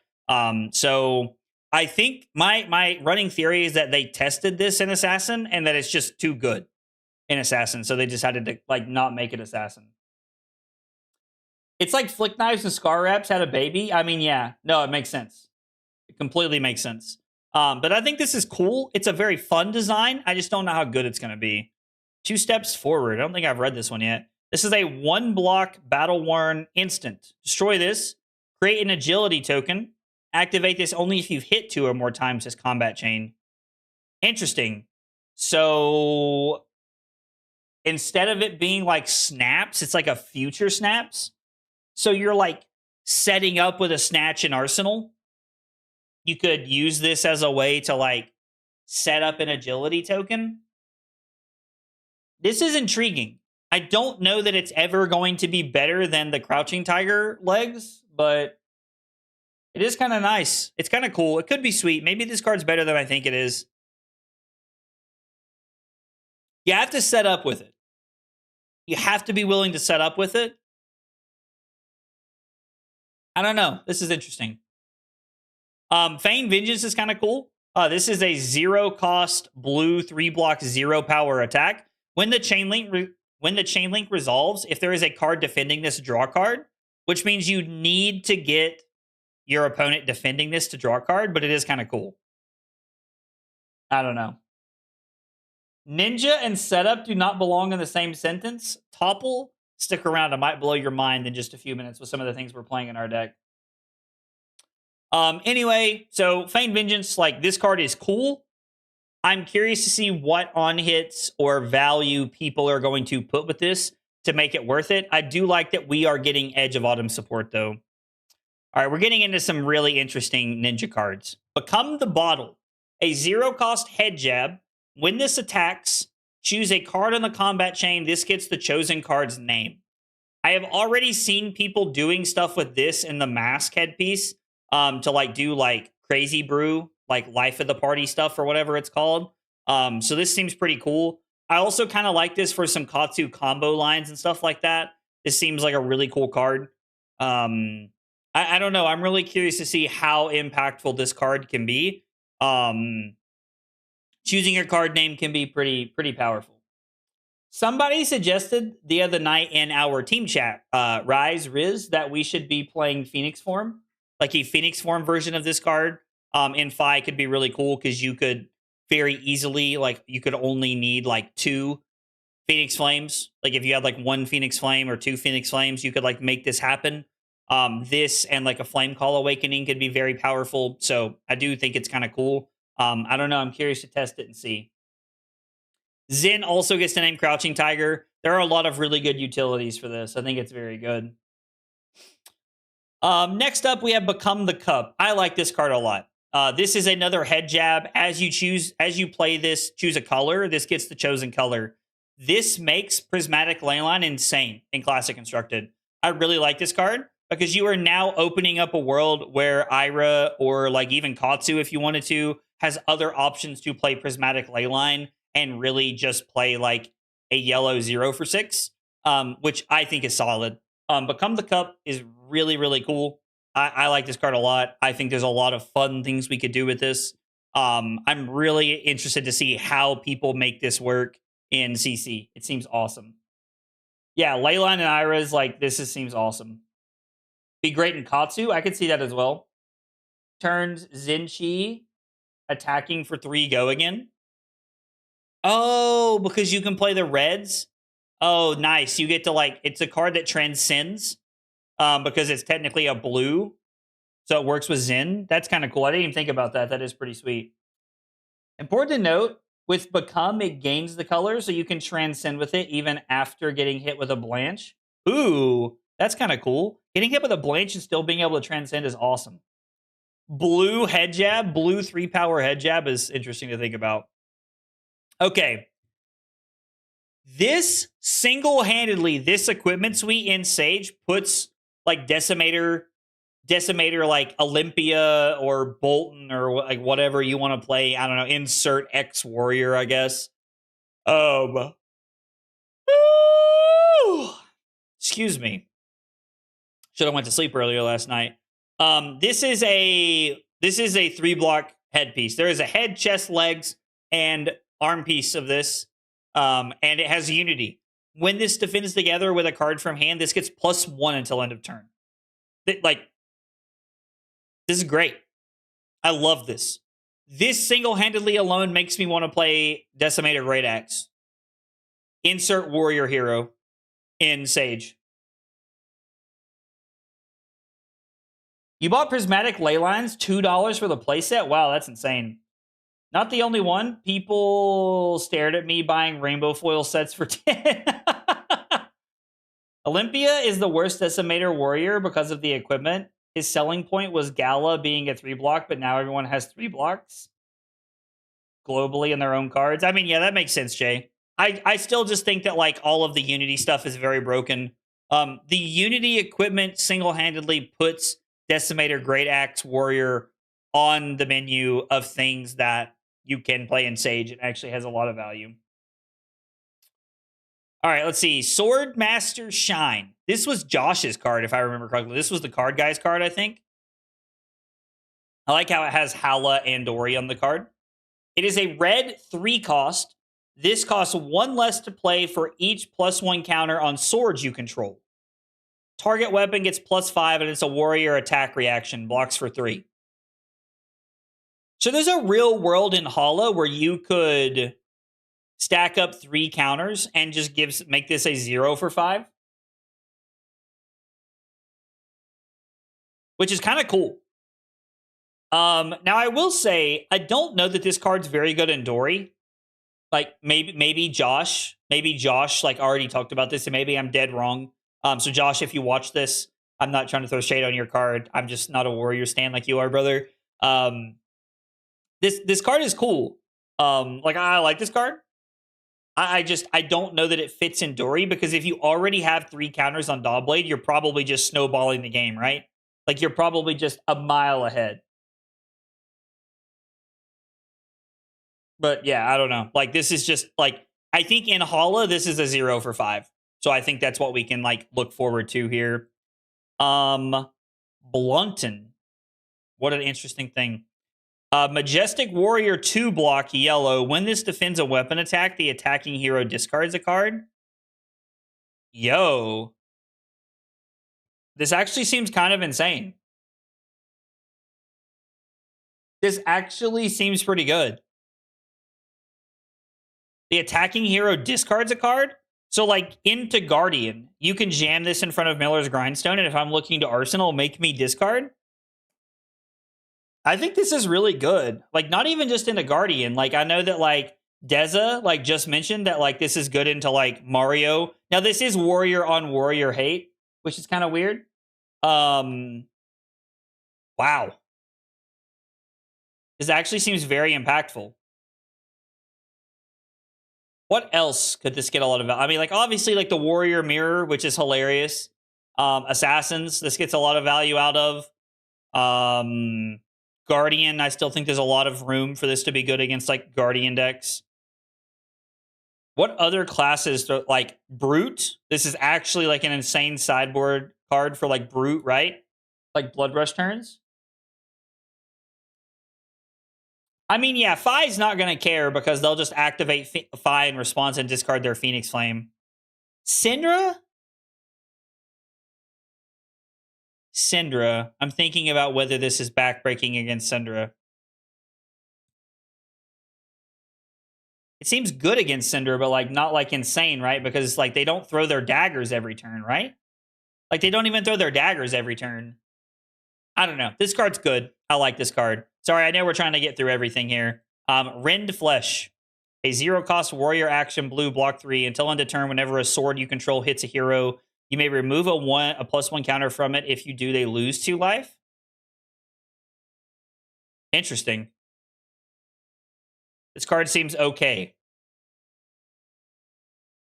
I mean, you're basically trading 2 life. Like, this is a +1 every time you hit. Am I seeing this correctly? I don't know. This feels like a +1. Because, like, you get to keep the counters for the rest of the turn, right? Funny card that makes borderline no sense. I mean, I don't know. Like, it's interesting, but, like, I don't think it's insane. It seems, like, cool, but, like, not insane. Display of Craftsmanship is a warrior attack reaction. Cost 2. Target weapon attack gets +4. If the weapon has been sharpened this turn, put a +1 counter on it. So this is a 2-card 5 for warrior as a reaction. So we saw the Majestic version, which is a potential 1-card 5. This is a 2-card 5. If it's been sharpened, this seems really good.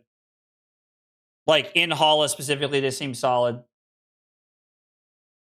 I'll come back when you get to the Prism cards. Don't worry, Kevin. We will get there. Like, this card seems fine. Like, this card seems good. It's a 3-block. It's +5. Like, I don't know why we wouldn't play this card. With Flurry, it becomes a 2-card 6. How is it a 2-card 6 with Flurry? Oh, I guess. Oh, because we're attacking an extra time, we're getting an extra value out of it. Yeah. Okay. Makes sense.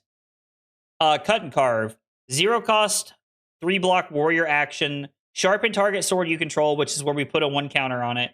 If it has 1 or more +1 counters on it, its next attack gets Dominate. Okay. So we're seeing Sharpen, and we're going to give Dominate. So there is a cycle of this, but this is like the yellow Majestic that gives +1 and Dominate. This is like I guess it's like slightly worse. Iron Song Determination. Cut and Carve. Yellow. Why is yellow going to be so good? I mean, I guess it is. Like, it requires you. No, I mean, you already, like, the red version already has a counter, right? Like, the red version actually just seems like Iron Song Determination. Does it nuke Dory's counters at the end of the turn? Yeah, I mean, the sharpened, like, text just automatically removes them, right? I mean, you can just like arsenal this and wait to set up. You're getting more chances for dominate, but when they're already low, you already have a lot of value. Mechanologist cards, baby. All right, here we go. Synapse Spark Cap. 1 block base head. Action, banish an Evo from your hand, create a ponder token. Oh, shit. No go again, I'm noticing. I don't like that this doesn't have go again. I mean, create a ponder token seems pretty good. Does seem pretty good, but I don't like that it doesn't have go again. I can't pronounce anything, dog. Like, me streamer, me play cards. These are Teklo and Max cards. Embryo Base Vizier. If you would be dealt arcane damage, you may remove a steam counter from a hyperdriver you control. Prevent one of that. AB1. Base head. So it's AB1 and prevent some damage. Okay, prevent some arcane damage. Guardwell. If you control a hyperdriver, this gets +2. Okay, so this is the 2-block base chest. Tap this and a cog you control. This gets +1 till end of turn. Temper, so arm is 3 blocks. 3-block arm. And the walkers are quell 1. Interesting. Okay. So it seems like a fine equipment suite. Probably better than whatever Teklo Vossen had in Sage, I'm guessing. All right, Ghost Protocol Architect. This is one of the playmat cards, right? This is a 0 cost, 1 power, 3-block red. If this was banished from boosting this turn, you may play this from your banish zone. Okay, so we're incentivized to boost. I like that. When this attacks, search your deck for an Evo with cost less than or equal to the number of Evos you have equipped. Oh, wow. So you can play this if it was boosted away and it shuffles up, like it searches up, it tutors up an Evo. And then Teklo Vossen is like instant speed. You can equip an Evo or something like that. I mean, I don't know. This seems pretty cool. I know it got a lot of hate when it first came out, but I kind of like this. I just got an ad for shaving cream. Yo, I literally just shaved last night, dog. I had to work today. I shaved last night. It's weird that you got an ad for shaving cream. That's like such an odd thing to pull an ad for. Like, what? Anyway. Ghost Protocol Mainframe. If this was banished from boosting this turn, you may play it from your banish zone. This gets +1 for each Evo you have equipped. So if you have 4 Evos equipped, this is a 1-card 5. I mean, it's a 1-card 5. Doesn't seem bad. Seems okay. I think the new card pool is pretty good. Like, I don't dislike the new card pool. I think they're solid. Yo, what's up, Fish? I've been good. How are you, buddy? I mean, it's a blue 3-block that is a 0 for 5. This is a tutor that blocks 3. I think these are fine cards. Blast Rig, a 0 for 1, 3-block. Evo upgrade, this gets +1. Oh my god, and it has boost? This is a potential 0 for 5 with go again. That's crazy. I actually think that's really good. Speed Demon, first off, the name on this is amazing. Also, look at that art. That art. Banger. 84 years later. What? What happened? Why is Carly saying that? Chad? What did I do? Did something happen? Did I forget something from the stream? Did I forget to do something? Chad, help me. I'm floundering. My wife's making fun of me. Did I forget something? You're just now done with that?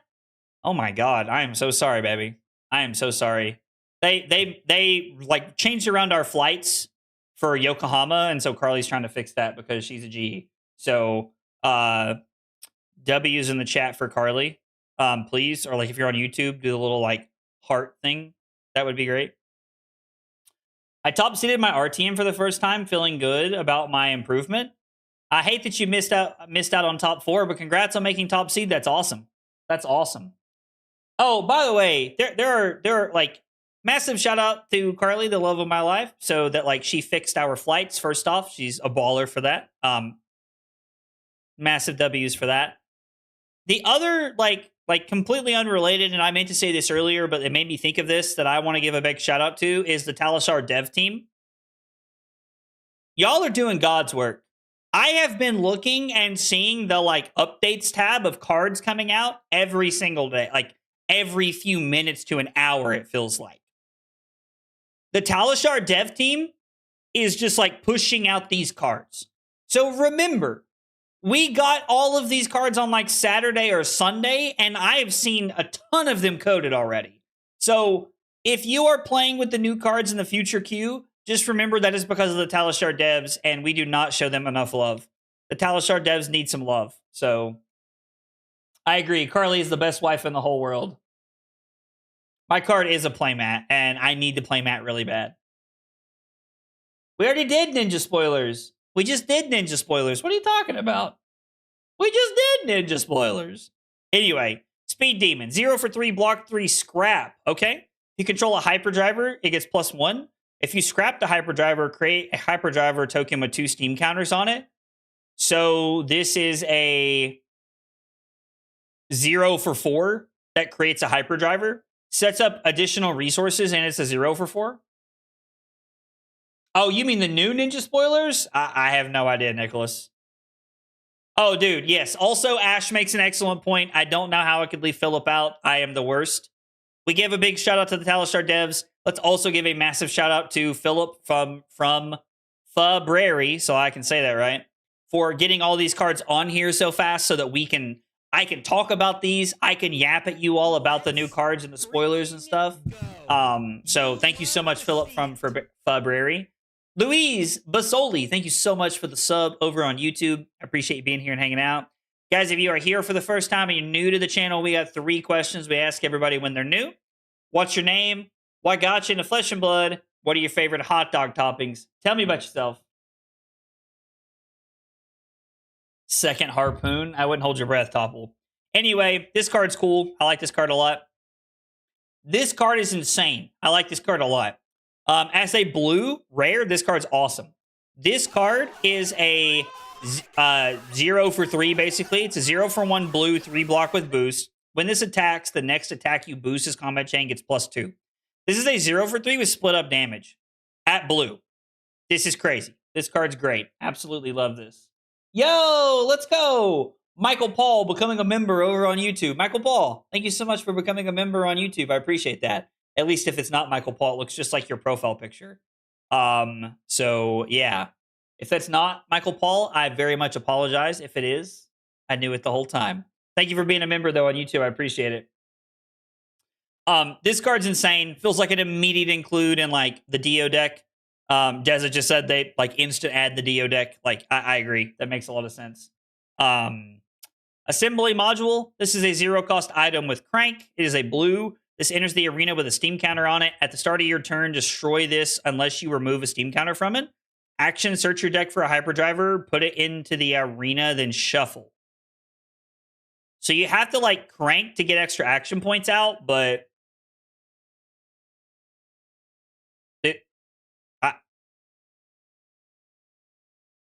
this like just seems mid. I mean, I guess technically if you play it, crank it, you have the ability to activate max, put a hyperdriver out, tap this, go get a hyperdriver and put it into play. So it allows you to put 2 hyperdrivers into play one turn.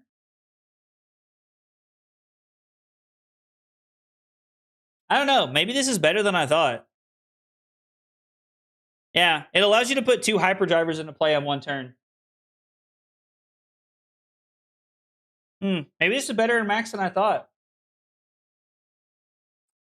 Banksy tutors another hyperdriver from the deck on hit. I mean, I guess you can... Yeah, if Banksy hits, you can add a counter and then get another one out. This seems pretty good, actually. Never mind. I mean, one counter is not great, but if Banksy hits, it could be cool. I don't know. Ooh, interesting. Carly just dropped something.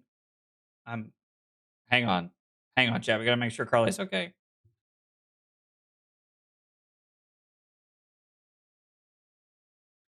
She sounded unhappy, but she said yeah, so she must have dropped something. Oh, she dropped Bucky Nuggies everywhere. For anybody who does not know what Bucky Nuggies are, they are the beaver nuggets from Bucky's. And if you've never tried them, you're missing out, trust me. Evo Beta base head, 0 cost blue, 1 block. Base head. If you have a base head equipped, transform it into this. Evo heads cost you 1 less to play. Yo, does that mean you can play the red ones? The red or no, the big blue ones cost 4, right? So this makes them cost 3? This actually seems insane. This actually seems really good. This actually seems really good. I like this. Are they all this way? Chess costs 1 less to play. Oh, so they're all like this. Wow. That actually seems pretty good. Actually seems really good. Heavy Metal Hardcore is a 0 cost, 3 power, 3 block. If an Evo has been banished from boosting this turn, this gets +1. So this is like the what's the Sprocket Rocket or whatever it's called, but for Evos.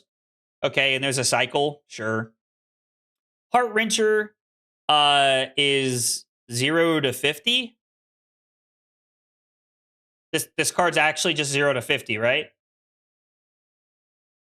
Like that's all this card is. So they've just reprinted Sprocket Rocket in Teklo They've given you extra copies of Sprocket Rocket, and they've given you extra copies of 0 to 50. Oh, it's a wrench attack. Why does that matter? Why does that matter? Clamp press? Oh, I did not read that this was a wrench. So I guess this matters for Max. Oh, clamp press gives it +2? Yo, no shit, really. Yo, slowly turning Max into some gas here. Okay. So you could make this like a 0 for 5? I don't hate that. That actually seems pretty good. Concealed Nerve Gas. This is a Ranger equipment chest trap. When this is equipped face up, oh, it has cloaked. When an attack with Go Again hits you, destroy this and create a frailty token under each opponent's control. Okay. This is also a chest trap. When an attack hits you and its controlled player is activating an attack reaction this turn, destroy this and create a Pox token. Oh, so this is, and there's an inertia one. So this is all of the traps, but on a chess piece that has cloak, so you don't know which one they're playing against you. Interesting. Specifically, this chain link. Does Riptide get the ping off of this? These are traps, right? Riptide gets the pings here, right? Murky Waters can put those chests into your arsenal. That is terrifying, Ash. Riptide does ping. Okay, so like we're cooking a little bit here. We're cooking a little bit. We're cooking. We're cooking. Oh yeah, it's all coming together. Riptide players be like, Rainbow Goo Trap. Okay, first off, that name is baller. 0 for 3 red defense reaction trap. When this defends an attack with greater power than its base, dominate and go again. The attack gets -2 and loses and can't gain abilities. Wait, what? Wait. What? An attack with greater than its base, dominate and go again? Are we just like Starvo hating? Are we like actively just giving Starvo traps for LL? Like, is that the plan? We are now combating Starvo with class-specific cards.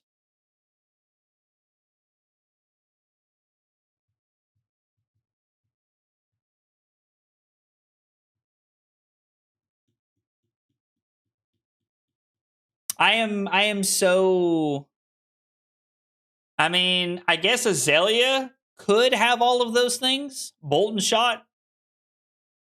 Okay. I mean, all right. Yeah, that's a thing.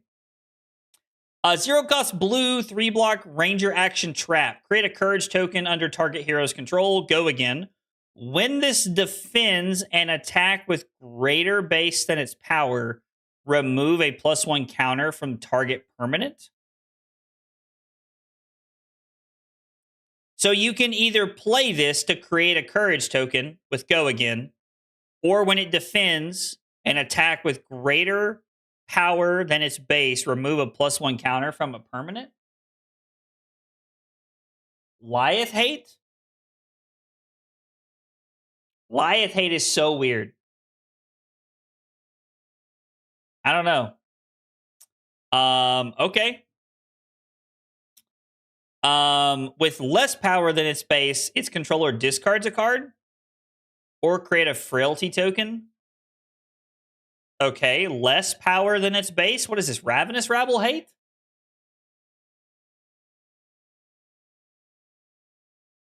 Interesting.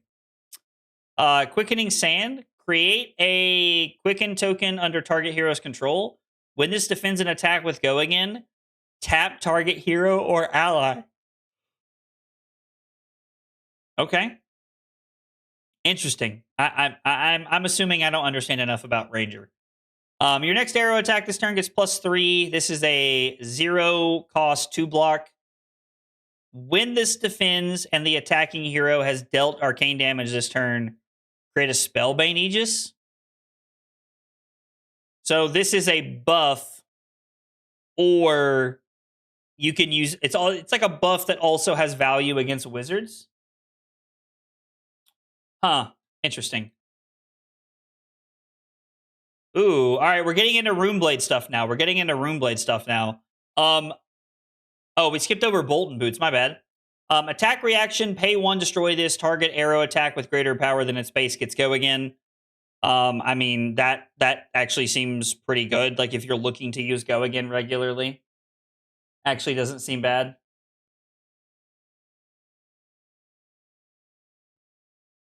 Oh, against Runeblades, not wizards. I see.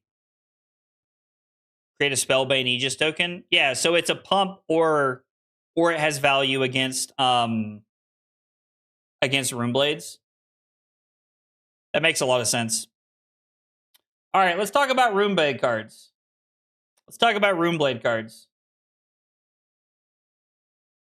It's jacked right now. What? All right, Colin. Colin, take a breath. Take a breath, Colin. It's gonna be okay. It's gonna be okay, Colin. Grimoire of Felling Song. Runeblade equipment offhand. Destroy this, create a rune chant token. Interesting. So you can now play this with one-handed weapons to make a rune chant token for a resource. You get grasp and this together. Actually kind of some sauce. Time for the favorite child is crazy work. I like this for Vincent. Although admittedly, the make the token eloquence or whatever is pretty powerful. Helm of Might and Magic. 1 block Blade Break Spell Void 1. This actually seems really good. Because you get Spell Void 1 or you get block value, whatever you need it to. If Scepter comes back, I will stare at this Grimoire. I mean, this seems pretty good. I kind of like this headpiece. Yo, there's a spoiler coming out in 10 minutes? Dog, bet. We will pull it up and look at it live. Rune Bleed Robe. Destroy this and a rune chant you control. Prevent the next 1 arcane damage that would be dealt to you this turn. AB1. Yeah, so this is AB1. Or, like, you can, like, turn it into S like Spell Void 1, which is fine. This card's very good, I think. Beckoning Haunt. If nothing else, it blocks for 2 in Silver Age, which is probably good enough on its own. Action. X, and 1. Destroy this. Return target aura with cost X from your graveyard to your hand. The funny thing to note is that even though Chain is banned, Chain can give this a go again. We talked about this last week. It's like kind of crazy. I don't know. This is like kind of cool. This is kind of cool. Yeah, and Fish, I get what you were saying. Like the Ranger cards are weird for me too. I don't play enough Ranger, but you know, I do think that Beckoning Haunt is very powerful. Blackstone Greaves. If you've dealt arcane damage this turn, this gets +1, and it has Temper. If you've dealt arcane damage, this gets +1. So this is going to... Runeblade gets a 3-block leg piece as long as you've connected with Sigil of Suffering. Wow. This feels like insane in Stack Florian in Silver Age. Am I crazy? Like, this seems insane with Stack Florian and Sigil of Suffering.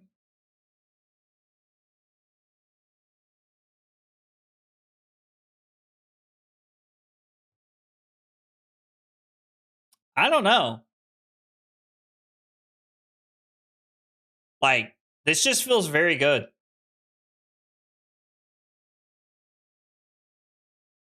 Yeah, but that's what I'm saying. Sigil of Suffering.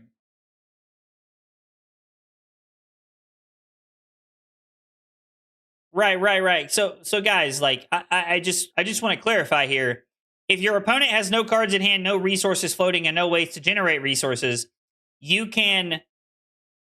Oh, you would have to block afterwards? So you'd have to Sigil of Suffering on an earlier chain link and then block with this? But still, though, that seems really good. I heard Florian stacking. I mean, yeah, like this... Like, there are decks that go Whiting and stack Florian. This seems good against them. I have not seen Blaze yet. Vivian. Wait, you can block and do the damage? Wait, so if you send something at me for 6 in Silver Age with no resources floating and you can't block it, I can block with Blackstone Greaves, play Sigil of Suffering, and then cover 6? That's juiced. Yeah, that's insane. Yeah, that's crazy. So yeah, like, again, Flesh and Runeblade, as people continue to complain about. Dude, this is crazy. This is very powerful. Blackstone Greaves. Be good. Blackstone Greaves be good. Okay, Doom saying, this is a 0-cost, 3-block Runeblade action aura with Go Again. At the beginning of your end phase, put a Doom counter on this. Then each hero destroys X auras they control, where X is the number of Doom counters on this. Is this like Runeblade hate for Chain? Like, you just get to destroy all the auras? Like, stacked Viscerai is not that good?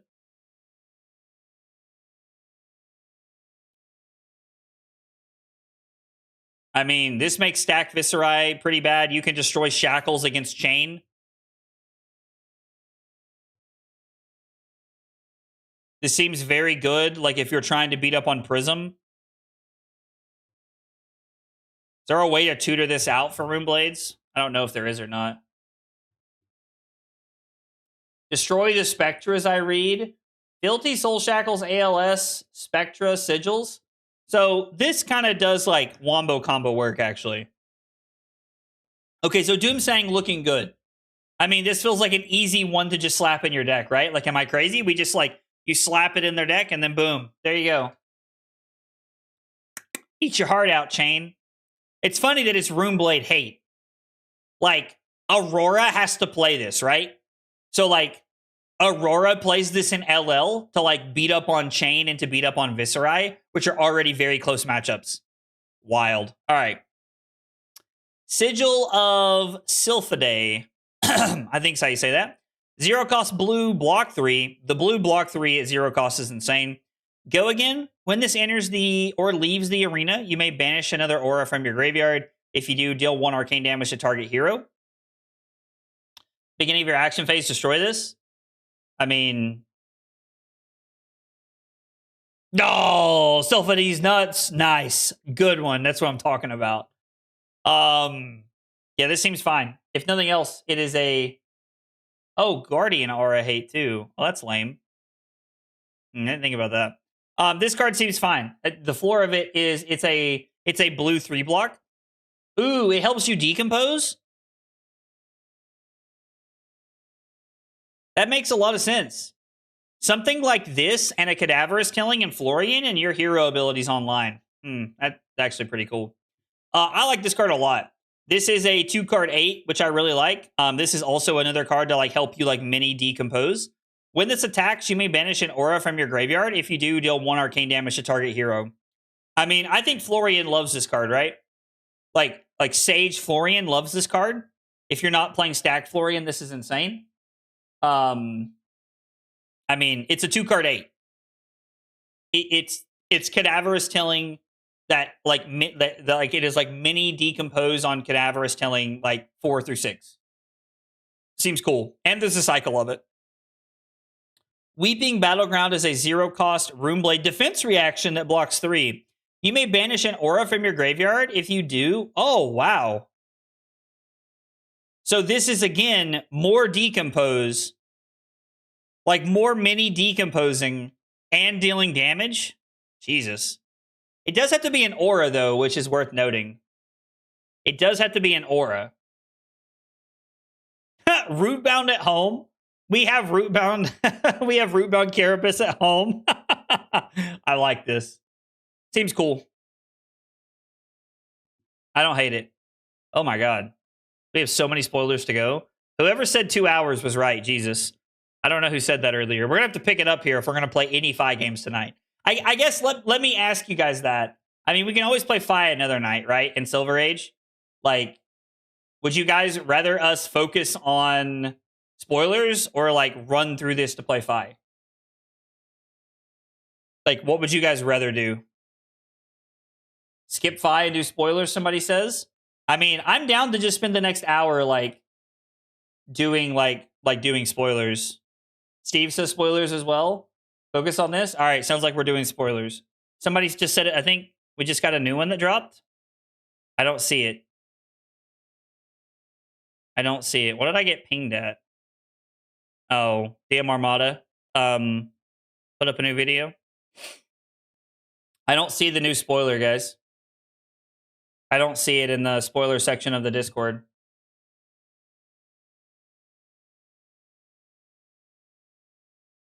All right, so we're gonna do spoilers.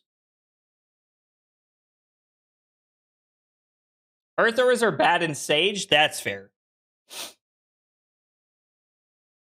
We're legally allowed to talk about leaks. Okay, first off, there are no leaks here. We don't do leaks here.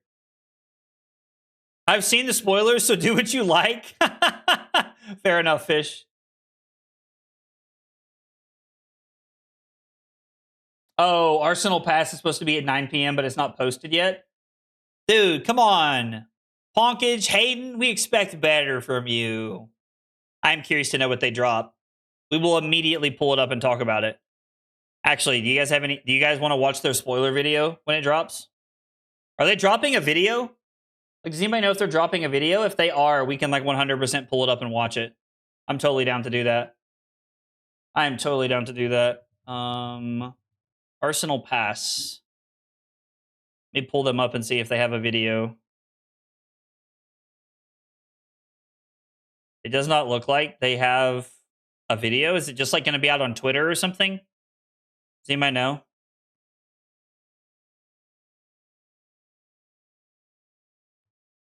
It's a wizard card, most likely. Oh, that would fit so well because we're about to start wizards. Let's start the wizard stuff, and whenever it comes out, if it's a video, let me know, and we'll pull it up and watch it. Nah, don't worry, don't worry. I mean, we have to cut the stream off at 10. We'll have to come back and do it another time. I got to record at 10 o'clock for the podcast. All right, anyway.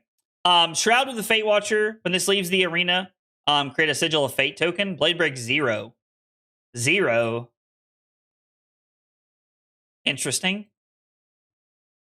When this leaves the arena, gain 2 resources. It's weird that they have Blade Break and when this leaves the arena. I'm so intrigued by this. Like, I don't know. That's kind of cool, though.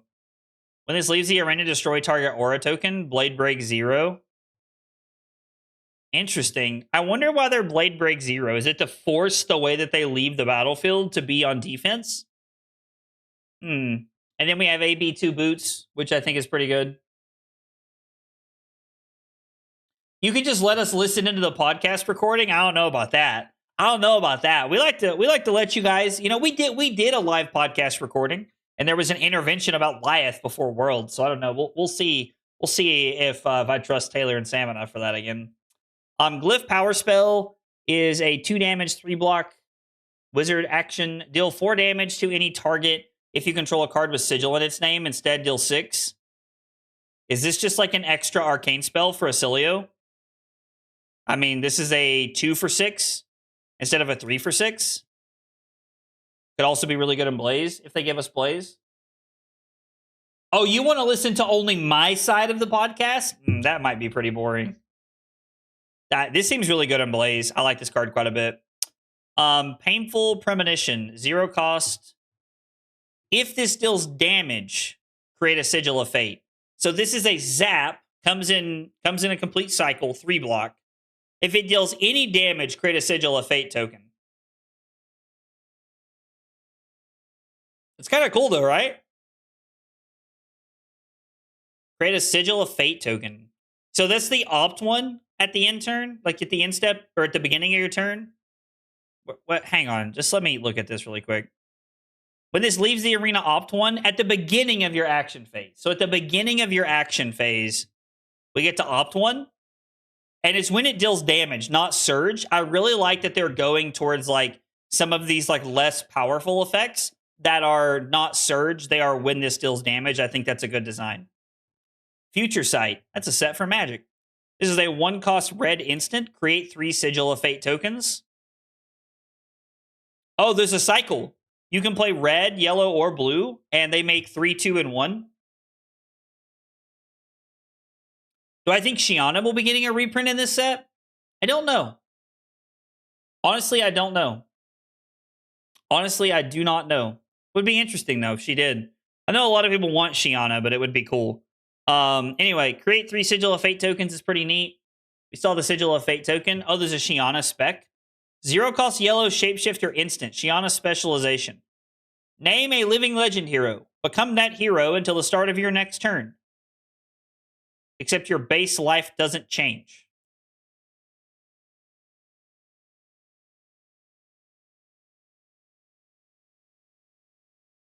Interesting. Are we getting a Shiana reprint? Shiana? If we got Shiana and we got Blaze in the set, that would be pretty cool. Shiana would be interesting. Aren't most of the specs M's, though? Like, aren't most of the specs M's? So, like, I don't even know that they help a lot, right? The spec was for Blitz before it died. I don't think Blitz died. I just think that Blitz is... I think, honestly, Blitz is going to be more fun. A lot of specs are rare? Really? Shiana was the Chaos Hero in disguise. That's funny. All right, let's talk about Illusionist equipment here. Silken Shroud. Ward 1, when this is destroyed, create a Ponder token. Oh, wow, that's really cool. I feel like that could be really good for Enigma. Making a Ponder token? That's kind of cool. If they're not reprinting Shiana, I have no idea, Martin. Don't know. Anyway, this card's cool. I really like this. When this is destroyed, create a Ponder token with Ward 1. It's pretty powerful. Oh, we're seeing the same things. Okay, so the chest is create a Vigor token. Arm piece is a Might token, and leg piece is an Agility token. This is the best one, right? The Ponder. So you have Ponder, Vigor, Might, and Agility token. I mean, the Ponder is probably the most broken, right?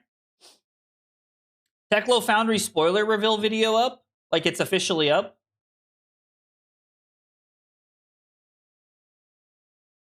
I would assume, Geese, that if you like change your name into Florian, you have to meet the 8 banished cards requirement, right? I would assume, or 4. What was Teklo Foundry spoiler? if it was up 19 minutes ago. Hang on, I'll pull it up. We'll watch it if it's already up.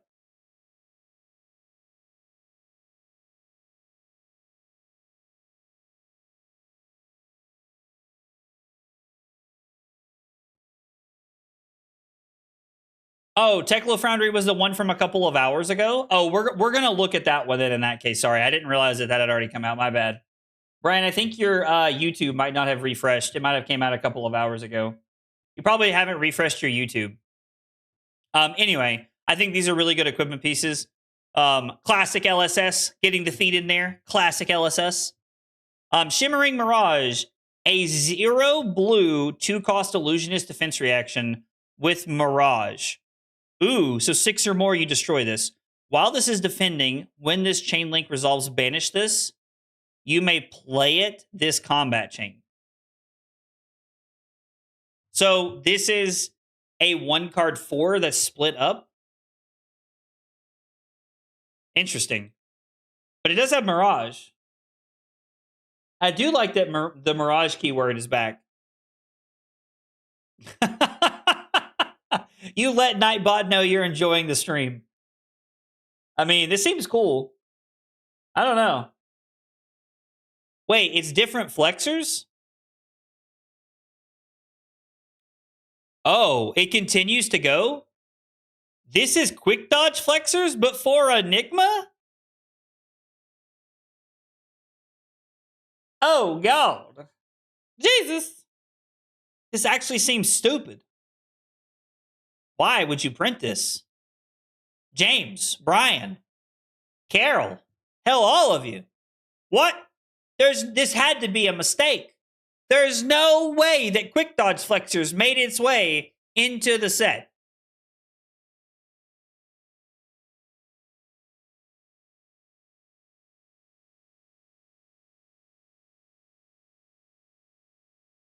Oh, you may play it this combat chain. Okay, never mind. Hang on. We might have overreacted. Don't tell SS I said that. Don't, James may never talk to me. Don't tell him I said that. You may play it this combat chain. So against like Fai, who's looking to like meet draconic chain links, or like against like Katsu, this like could get value if they're trying to like keep the chain rolling. But I guess you can just break the chain and it dies. Okay. Never mind. Never mind. We're back. It's not crazy, but we're back. It is pretty good though. It is very good. Power of Make Believe, a 3-cost, 7-power, 3-block red illusionist attack. This gets +1 for each card with 6 or more power defending it. Mirage. While this is defending a non-illusionist attack with 6 or more power, destroy this. So if I'm playing Guardian and I jam 3 choke slams in front of this, I take 1 because it gets +1. But it has Mirage, which is the defending part of it, not Phantasm.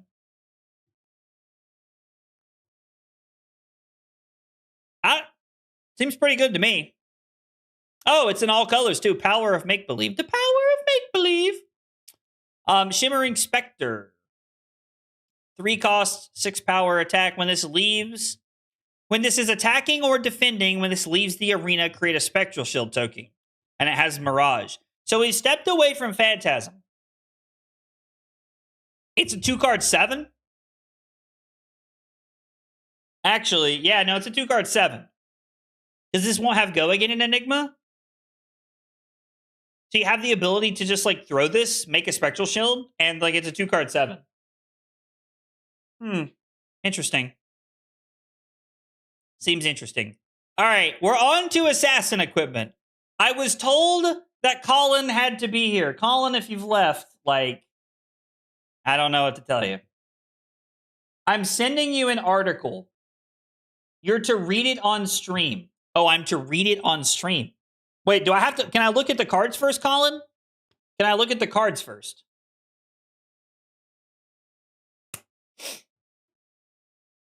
Like, do I need to read it now, or can we look at the cards first? Is the real question. Also, guys, thanks for being here. Thanks for hanging out. I appreciate you guys being here and chilling while we do card nonsense tonight. Yeah, thanks for being here. I appreciate it. Means a lot. All right, Colin said he's sending me the article. Hang on. All right, let's go. Colin, it's not that I don't trust you. It's that I'm going to open this on my other monitor because I don't trust anybody who sends me random links. Colin, this is a long article, bro. I don't think we have time to read all of this tonight, dog. Like, I'm already trying to get through the rest of this before 10.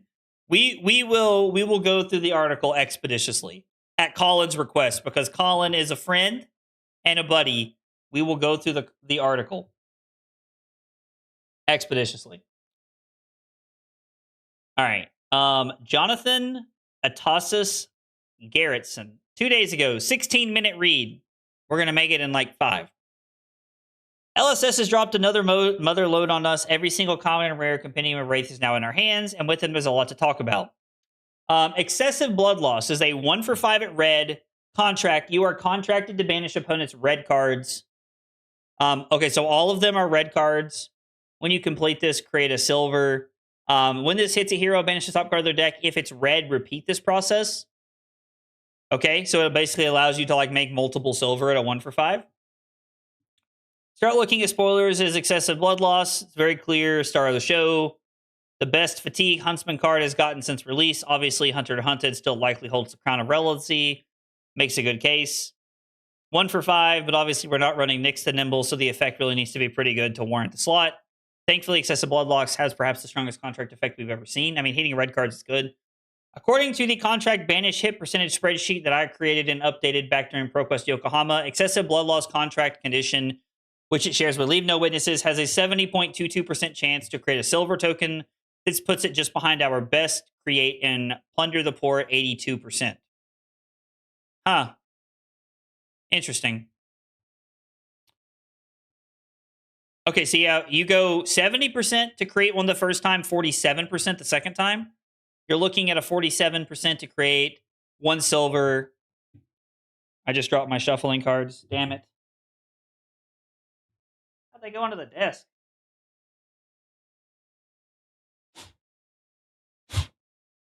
Hang on, I gotta get these back in the right order. Okay. Has very quickly jumped up to the first place as our best contract card in the deck. Even ignoring silver, hit, banish 2. Okay, Mist Hunter, a 0 for 4 3-block. Opponent's blue cards. Whenever you complete this contract, create a silver token. Alongside Excessive Blood Loss, we are also given the substantially less impactful but substantially more exciting Mist Hunter. Mist Hunter does nothing right now. Moment LSS prints more Mystic Heroes. This card becomes not just a silver bullet, but potentially a silver orbital laser. Your Mystic opponent has played 5 Chi cards this game. You swing in with your third copy of Mist Hunter, devoid of defensive resources that they've spent on the previous 2 Mist Hunters. You manage to cut to the chase the card over the blocks and hit them for 1 damage. As a consequence, you banish 5 cards from your deck, semi-permanent, or from their deck, semi-permanently turning off their hero ability and snag another 5 silver. When this hits a Mystic hero, search their deck for any number of Mystic Chi. Oh, that's why we're banishing 5 cards. Anyway, that's insane. That's actually crazy. Future matchups free. Imagine how quickly a Zen alternative might tear up our life total, but quickly be based around into a 90 to 10 matchup. 90 to 10 seems drastically over calculated. Let's see. All right, let's talk about this one. I want to talk about this one. Moving away from Sage and back to Huntsman alongside the Graven cycle comes well another Graven card. This Majestic Offhand is a sleeper pick into a few niche matchups. Spell Void, one that you can buy back, by the way. Currently, the card is basically irrelevant unless your meta is 90% or more Verdant Syncilio. If it's not, or until the global meta starts favoring these wizard heroes, I would recommend picking up your bling copy of this card anyways. Okay. Knife Through is a 0 for 3 stealth. If you've hit with a dagger this combat chain, this gets go again. Okay, so this is like a head jab, basically, that blocks for 3. Interesting. My baby is Redback Shroud Mid-Range Huntsman. I've been playing the deck and optimizing it for a fair bit, and I was super excited to get some more support. As of right now, with the current spoilers, mid-range Huntsman gets nothing. Okay. Thankfully, though, I am not an Azuri player with someone who is. Shout out to Colin, the world's biggest Azuri fan. That's so true. Better known by the Discord handle Morgan the Kidder Fox for providing the following details. Oh, this is why you wanted me to read this. You wanted me to read this. Okay. Knife Through is probably the most important card that has been made for Azuri ever since the release of Azuri, blah, blah, blah, blah, blah. Instead of just block 6. Azuri has in the past found a lot of success due to primarily her ability to bluff. She could either have the disruptive piece that could kill your entire turn, or she could not just be trying to get a card into her arsenal, or she could be bluffing, set arsenal attack to the moon, and just trying to hit you with a stealth attack. With that, if you plan to swap, they have to block 6. Unless shred, there's not a lot you can do. The way Azuri handled this in the past is primarily through the stealth attack Isolate, which had Dominate. Yep, Dominate makes sense. Starting point as a way to give Go Again. This raises the question, what if Azuri had a stealth attack that had Go Again that could lead your opponent to a catch-22 scenario? I do like that you are creating forks with this card. And they were in trouble because of the Azuri player could just either arsenal their attack or just hard play it, play another stealth card. If the opponent didn't block flipped attack, forced through their on hit. Okay, so basically Colin's saying that the new Go Again card is really good. That the new Go Again card is really good. Was basically Colin's point. I mean, he wanted me to read the article. Like, he wanted us to read the article because he had a piece in it. That makes more sense now. That at least makes more sense. We have Arsenal pass as spoiler now. Is that confirmed? It's not in the spoiler channel. Is there a video? Did they put it on their channel, or is it just like a picture they put up or something? It's on their Twitter? Okay, hang on. Let me pull up Twitter. Let me pull up the Twitter. Okay, here we go.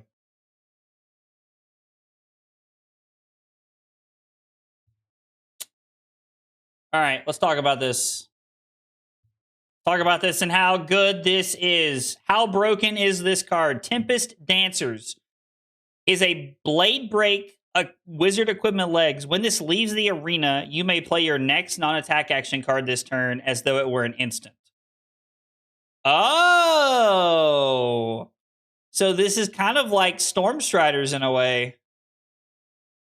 Okay. So, like, this is like... It's a Majestic. Are they going to ban Stormstriders at some point? Like, is that the plan? If we're having this, are we also going to play... I do like that it says your next non-attack action card, not like Wizard, just like Colin pointing out. It's worse Stormstriders. I mean, do we think this means that Stormstriders is going to get banned? Like, what would be the point of playing this over Stormstriders? I don't understand why you would play this over Stormstriders. Now, the art is really cool. The art is really cool. Striders is so gone. New boot goofing. First off, that's like an elite reference to an awesome video. I mean, sure, like, it's free, but it's just worse than Stormstriders. I mean, it does cost 1 less. Like, sure. It costs 1 less. Like, this still feels worse than Stormstriders, right? Like, I mean, like, I get that, like, it's not technically worse, like, it's not strictly worse because it does cost 1 less. It's like it's free. But, like, also one of the ways that, like, a lot of players die is because Stormstriders allows them to pay 1 and activate when I don't attack. Oh, sure. No, that's fair enough. That's fair enough, Liam. No, I get that. It is telegraphed. Also, so, like, if you're playing a hero, if you're playing Wizard and you take all the cards out of my hand, then on my turn I don't attack you, there's no blade break for this to trigger, which means you can't play the card in your arsenal. Interesting.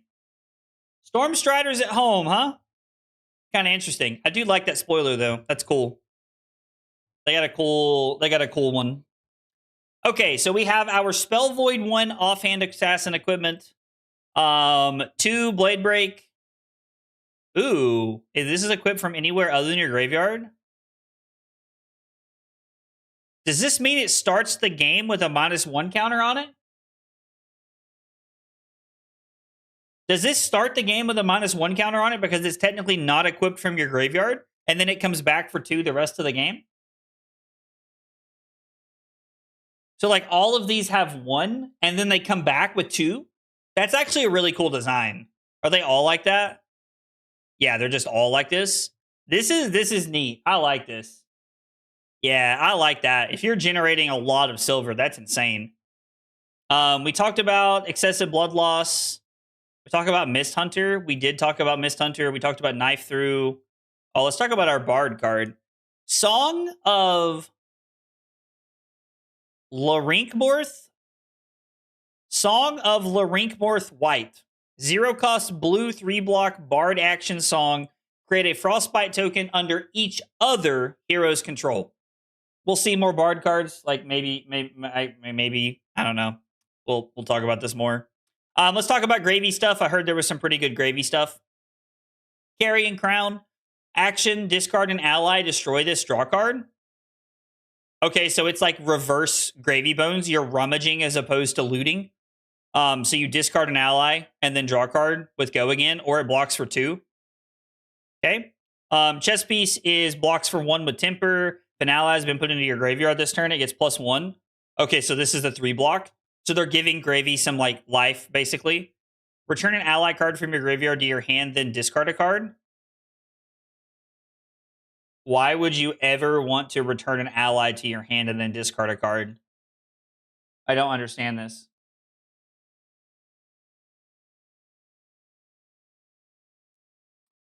I hate how I heard crown and went not a third hat. I mean, I don't know. How are the arms relevant? I mean, you could discard sea legs. Like, I'm not saying there's not other things you couldn't discard. I just, like, why would you want to return an ally to your hand? Guarantees a yellow for Tipple. Yo, what's up, Simo? Okay, I could see that for Tipple. Makes sense. Scuttletoes. AB1. Instant. Pay 2. Destroy this. Untap target ally you control destroyed at the beginning of the end phase. Yo. Is this AB1 on a leg piece that also lets you attack twice?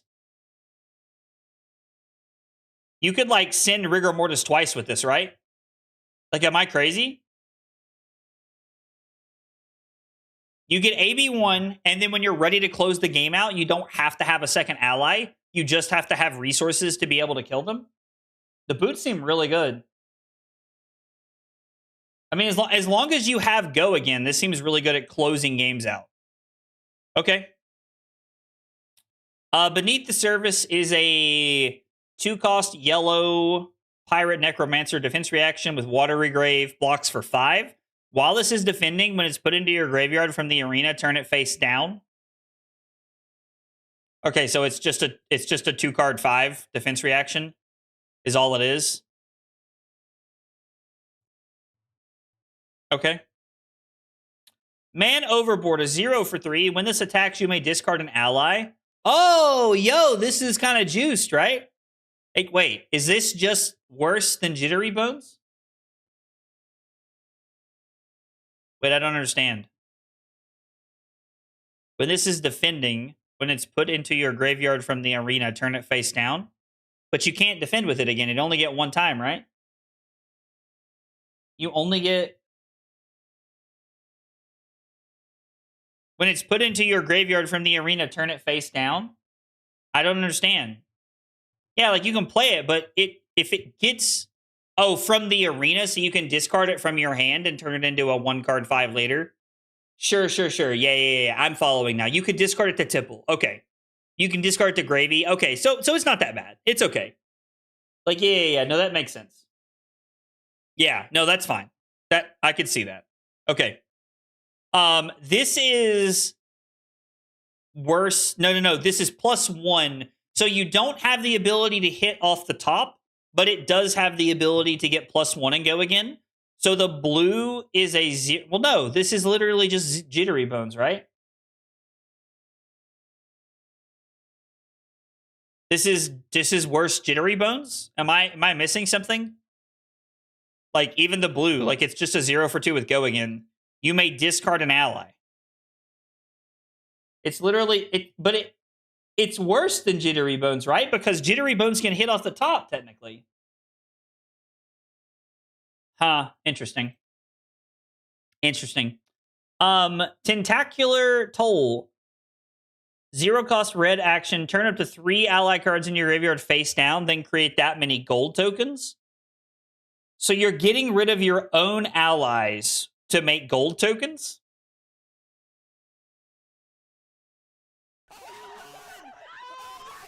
Is this card good? Is this card good? Yo, Jay Rabian, thank you so much for the Prime sub over on Twitch. I appreciate that a whole bunch. Thank you, thank you. Appreciate that. It means a lot. This like, I want you to play this against me. It's one less ally for me to deal with. I don't even think this is good in Sage, right? Like, this card actually just seems bad. I don't know. Maybe I'm wrong. All right, we got more. Oh, pirate cards. Pirate Mechanologist. Ooh, it's like a Sky Warden. 0 for 3, 2 block at yellow. Galvanize. When this defends, you may destroy an item you control. If you do, this gets +1. If a golden cog is destroyed this way, create a gold token. So it's a yellow 3 block that creates a gold token. It's strictly worse than like other Sky Warden, but it seems okay. I mean, making a gold token actually seems pretty good. Especially in Sage. I kind of think this is not bad. Yeah, I don't hate that. Shallow Water Shark Harpoon, 2 cost, 5 power, 3 block, Pirate Ranger. If you've activated a cannon this turn, this gets when this hits a hero, destroy a card in their arsenal. If you do, create a gold token. Oh, some arsenal hate. Okay. So like Command and Conquer at home. This is Command and Conquer at home, basically. To what? It's 9. It comes in for 9 with the cannon. Wait, is the cannon a rare? Can you play the cannon in Sage? Or is this like just going to fit into CC? I mean, either way, this seems cool, right? Like, you now get like Harpoon CNC? Yeah, this is cool. This is cool. Now, like, Marlin has like their own way of playing like codex CNC. Like, this is like basically like being able to like, this is like your like Marlin's version of Leave No Witnesses, I feel like. This is kind of cool. I like that. I like that. Trench of Watery Depths. This is just pirate. When this defends, you may pitch a blue from your graveyard. Yo! What does pitching a blue from your graveyard do for you? Does this allow Gravy to play the defense reaction? Do you block this chest and then you can play the defense reaction? Like, what else are we doing with this? Are there other instant speed pirate cards? You could play Unmovable. Mini Sky Warden is insanely good in my opinion. Not only can you arsenal it for turns where you don't want Spitfire, but you can just have a yellow 0 for 3, but it also has... Does it have it? Was there a cat in the art? Where's the cat? Oh, it is in the background. There is a cat. How about that? That's kind of cool. So yeah, this seems cool. Like, you can like do this to like Unmovable or something. Seems good in Sage. Break open the chest. A 1 cost yellow 3 block pirate action. Turn all cards in arsenals face up. Then if there is a face up yellow card in any arsenal, create 2 gold tokens. Turn all cards in arsenals face up. Then if there's a face up yellow card in any arsenal, create 2 gold tokens.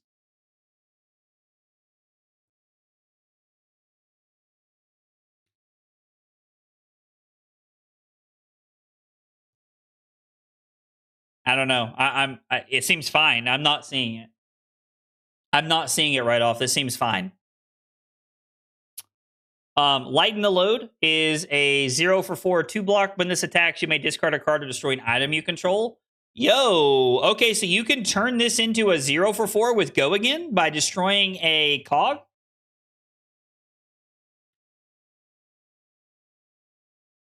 I don't hate this. Like, it doesn't fit into Boost Puffin, but like this seems okay. Man, this would have been awesome.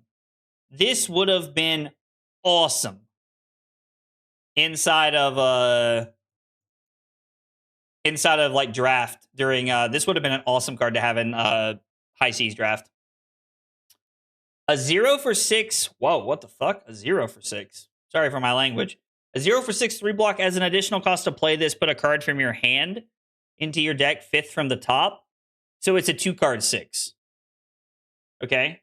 But you're also like stacking a little bit here. Interesting. There's a cycle of them. All right, time for Prism cards. Well, light cards in general, I think. I think Kevin already made a video about this. Pirate E-Strike with 1 mode. That's funny. Okay, Herald of Victoria. This is a 2 for 7 3 block with Phantasm.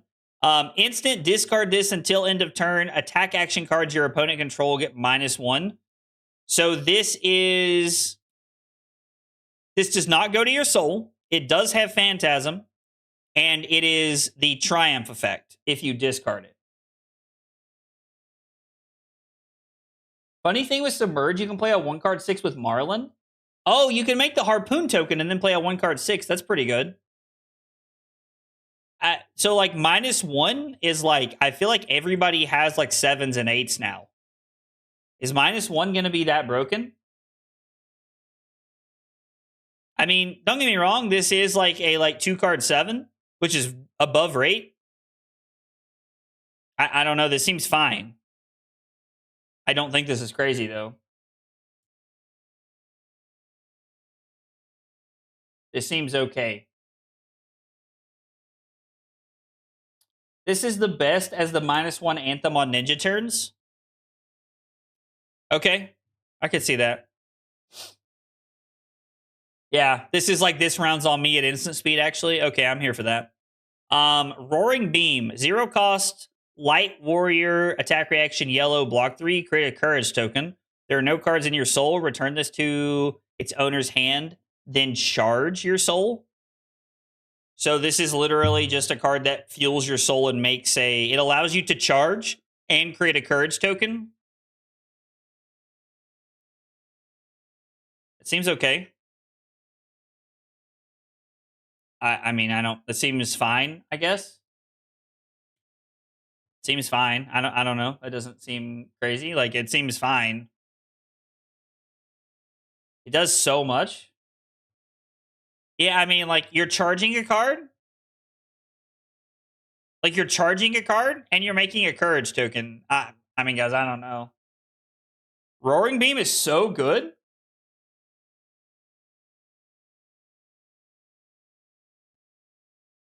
I mean, guys, I don't... I don't know. I don't see it.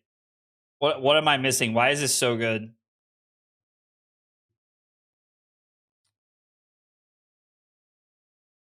So you could create 2 courage tokens, basically. You can do it twice.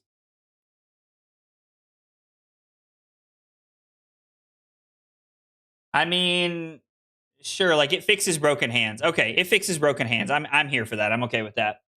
I believe this was Kevin's card. If I remember correctly, I think this was Kevin's card. When the combat chain closes, if this defended, put it into your soul. It is a 1 block AB1 that allows you to fuel your soul. This is going to be very good with being able to pitch like a Herald. This turns on Vestige. So in Prism, if you block with this, let it go to your soul. And then from there, like it turns on Vestige, so you can play like Merciful off of 1 blue. You can play Genesis off of 1 blue.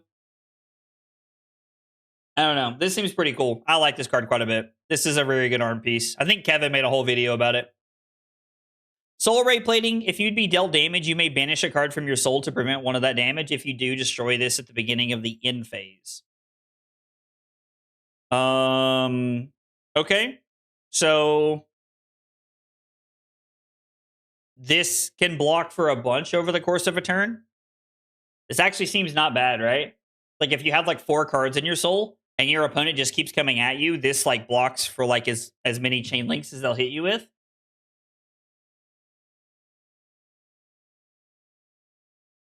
You may banish a card from your soul to prevent one of that damage. Like I guess at least it's a 2-block chess piece. Like it's a 2-block chess piece, I guess.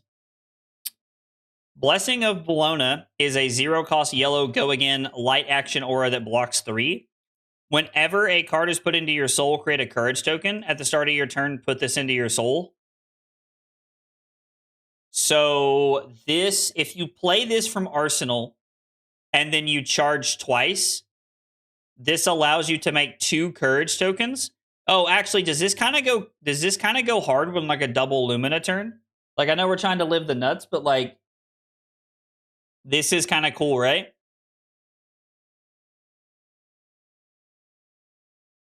I feel like this could actually be insane with double Lumina turn.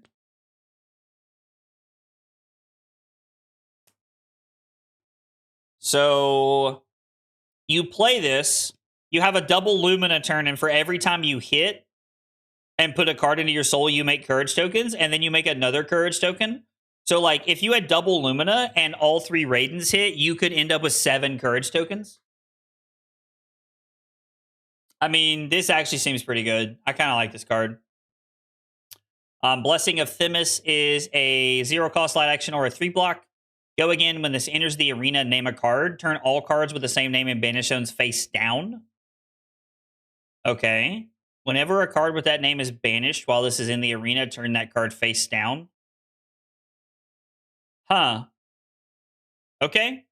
So this kind of like just like shuts off like Vincent, I guess.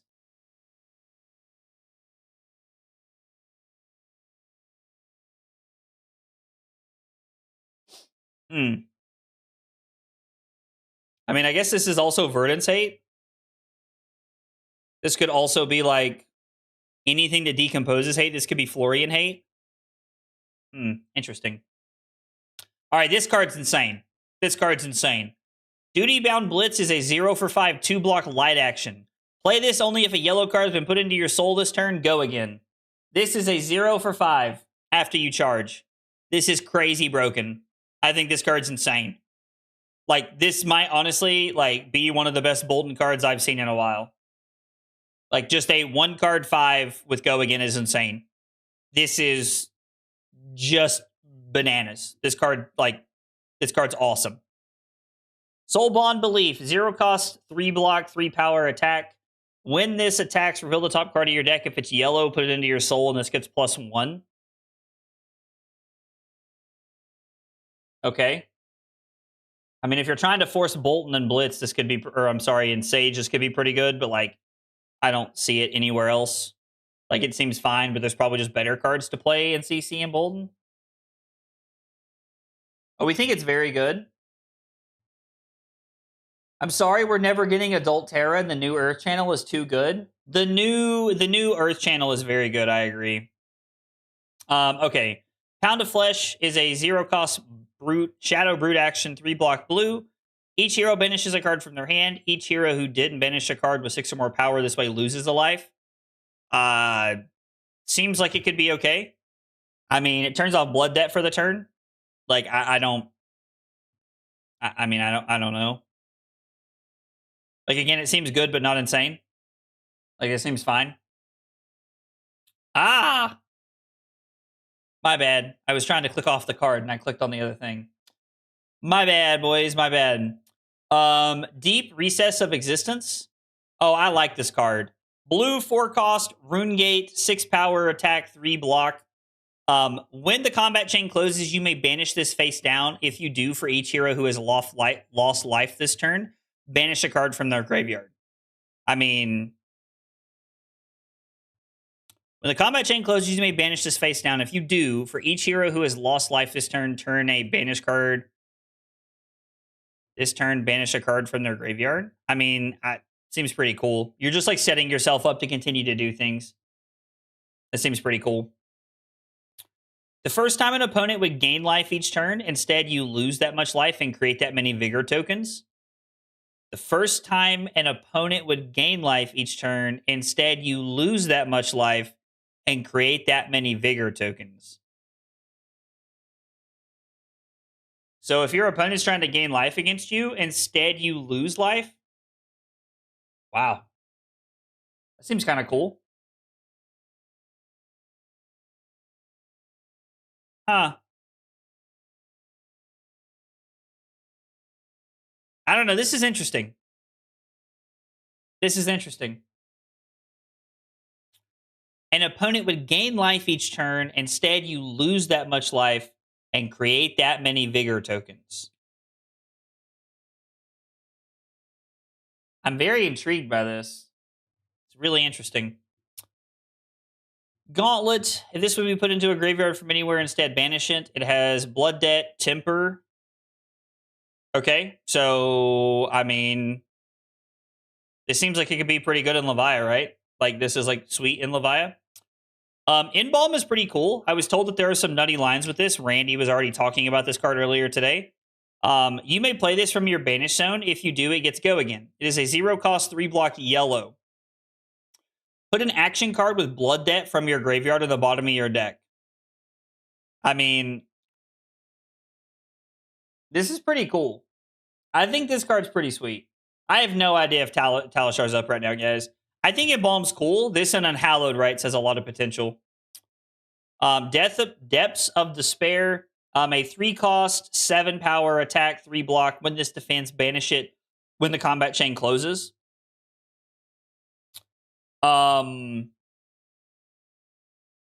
So this is literally just a 2-card 7. This is like a chain ender for Levia that turns off her own Blood Debt. That's awesome. There's a cycle of this too. So like yellows and reds are good. Fasting Carcass is a 0-for-3 shadow action. The next red action card you play this turn gets go again, and this has go again. Oh, okay, so there's a cycle. So you have a red, yellow, and blue. Okay, I mean, it's just extra go again, but for shadow, right? I skipped a card? Oh, did I skip this card? My bad. Engulfing Shadows. Oh, this is the D-React. This card's insane. It's a yellow 0-for-4. If it be put into your graveyard from anywhere, instead banish it. You can literally put 3 of this card, play it during first cycle, and then flip into Blasmo, and then you have 3 Sink Belows. You have 3 Sink Belows in your graveyard. That's crazy. This card is insane. This card is nutty. There might be a reason to, like, actually test Levia in Sage. I don't know if that's true or not. We did talk about the Bolton support, Vitor, yes. This card's insane. I love this card. I also like Fasting Carcass. That card seems cool. Okay, we're going to talk about some of these cards here. Elemental Guardian, Seeds of Strength. Pay 2, create 2 might tokens. If an Earth card was pitched this way, create 4 instead. So this is an Elemental Guardian action. You can literally pitch this in a blue Earth card to make 5 might tokens with Terra, which is kind of cool. Like, I'm not saying it's broken, but it's kind of cool.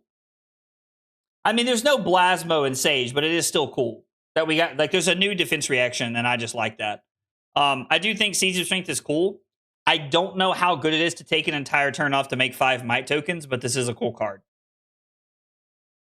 Arc Bending. This is a 1-for-5 Elemental Ranger action 3-block. When this attacks, if a lightning or elemental attack would deal damage this combat chain, instead it deals that much +1.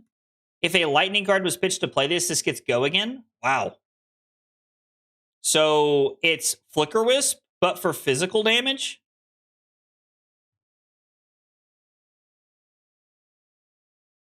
And you can pitch a lightning card to give it go again? That actually seems pretty good. Oh, ball lightning? Yeah. Flicker Wisp, ball lightning. That makes sense. That seems pretty good. Verdant Tide is a 1-cost elemental rune-bladed action block 2.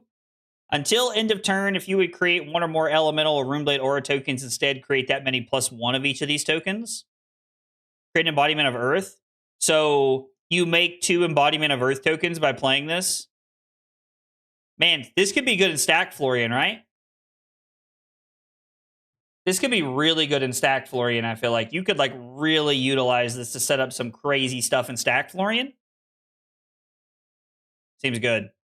Elemental Wizard Instant. A 1-cost, prevent the next 4 damage that would be dealt to you this turn. If a lightning card was pitched this way, deal 1 arcane damage to all opposing heroes. So this is a 2-card 5. Deal a damage, prevent 4. Power Crept Oasis.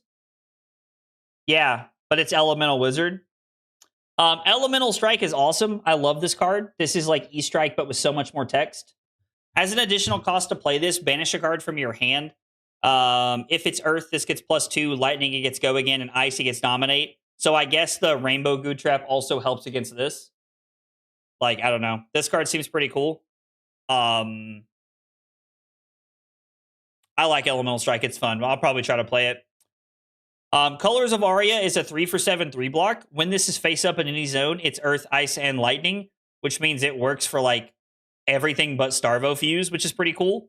I don't know. I like Colors of Aria a lot. Oh, this is the defense reaction cycle. So we make a Frostbite.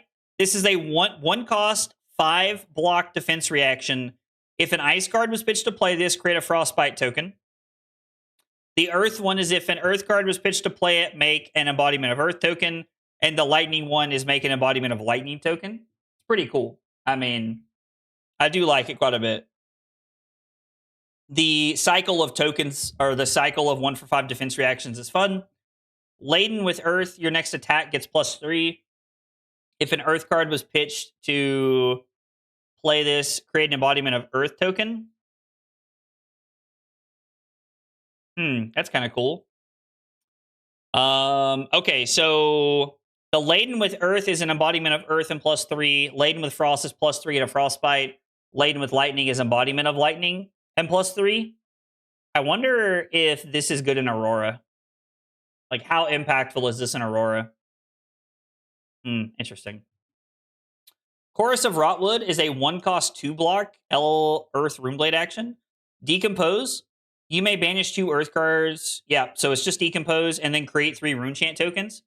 This is insane in Stack Florian. It's kind of insane. I don't know. Like, this seems really good. I like this in Stack Florian. Sowing Thorns is... Oh, this is the tutor. It is a 0-cost 3-block Earth Wizard action. Gain 1 life and then Decompose. If you do Decompose, you may search your deck for an Earth Aura with cost less than the life you've gained this turn. So on turn 0, you get to tutor up Ring. Or I guess it's not. I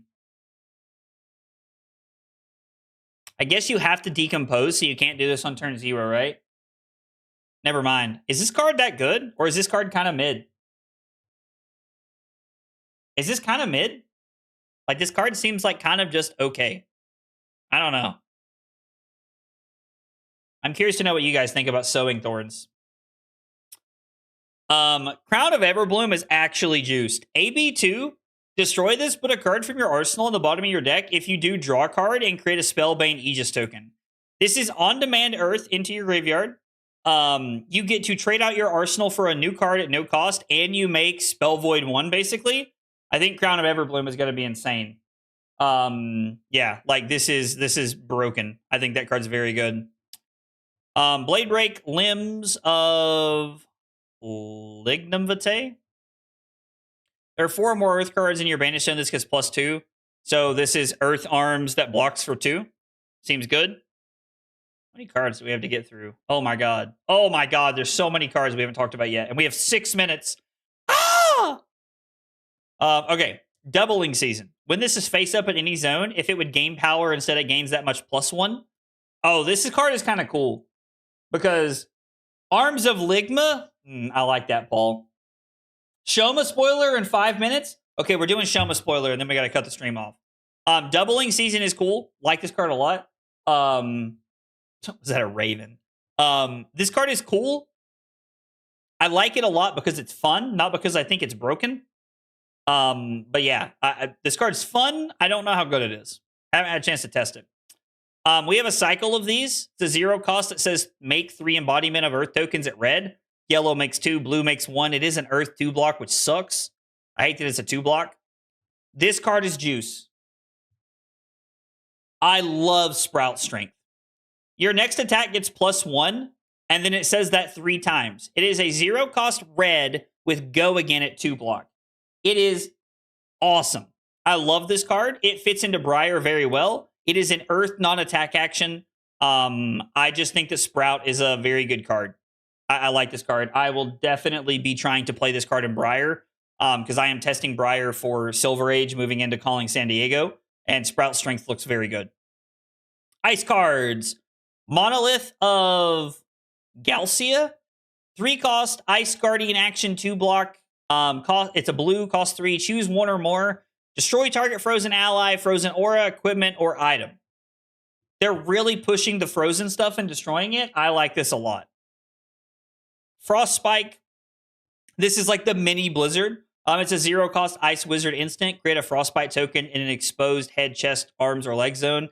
If you've not seen this yet, and if you are the only player with an exposed equipment zone, it will hit you. Confirmed. It will hit you, so be careful with this card. It does look like Titan's Fist frozen over. I also noticed that. Ice Equipment Arms. Destroy this. Destroy target frozen ally. I love that they're giving us equipment that blows up allies. Channel Galcia's Cradle. When this enters the arena and at the start of your turn, freeze target ally, aura, item, or equipment while this is in the arena. I love this. I think this card's cool. The only thing that could have made this better... Oh, I'm missing 227?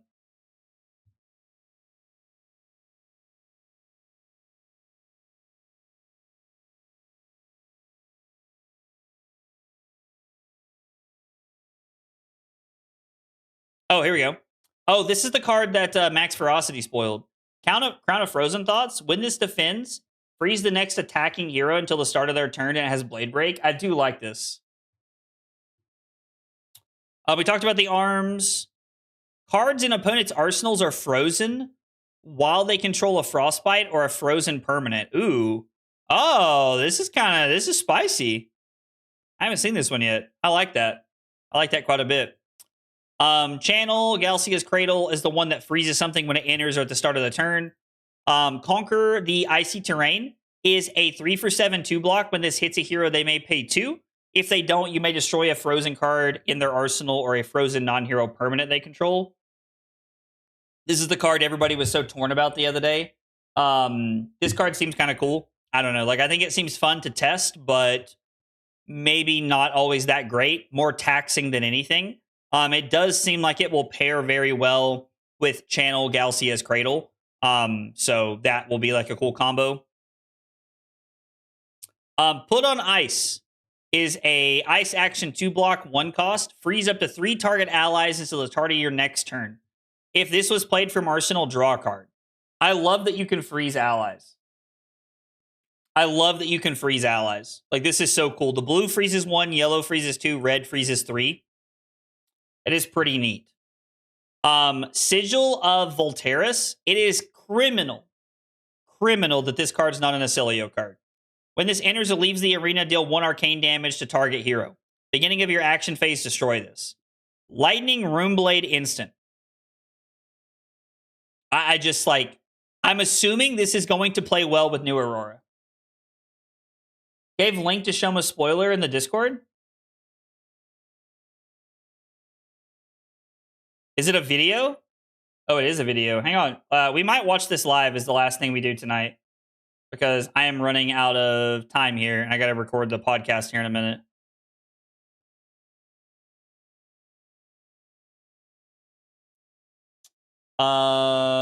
Okay. There is no other sound on, so we'll go ahead and turn this on so that everybody can hear it. I didn't know Shoma had a YouTube channel. We'll turn this on to come through our headset here. This will probably be the last thing we do tonight.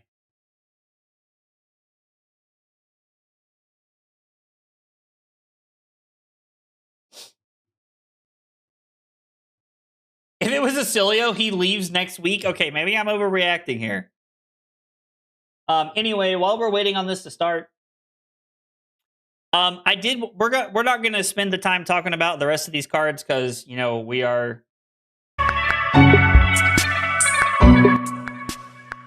Sorry, everybody. Sorry, everybody. All right. We have a minute to talk about this before it starts. Fai, I think, could be very good in Silver Age. Yes, 100%. I want this card to be good so bad. Until the end of turn, lightning and elemental attacks get +1 while they have go again. I would love to see this be good. Like, I'm just like thinking like, how insane is this card? I don't know. I would like for this card to be good because it feels like something like this, if we had enough consistency, could push Aurora over the top. Yes, I'm sorry. I'm sorry for the noise. I apologize. I know it was loud. 0 for 3 that blocks 3. When this attacks, you may discard an instant card. If you do, draw a card and create an embodiment of lightning. Yo, this seems like an awesome chain ender. End your turn by making an embodiment and having an arsenal. Man, they should have made this card a rare. This card seems really good. It's like Rake Over the Coals, but it's harder to pull off because they have to have go again. So you would have to have a Lightning Surge in arsenal, like an Entwined Lightning in hand and a Fry, and then even then, this is a 0 for 3. I mean, I'm going to try this card and see if it makes Aurora good enough. I don't think it does. My favorite card from the set so far... I would like to tell you that my favorite card from the set is my spoiler card, but I'm going to be honest, it's probably just the new Shield Beater card. That card's insane. Hello everyone, this is my preview card. Let's see this.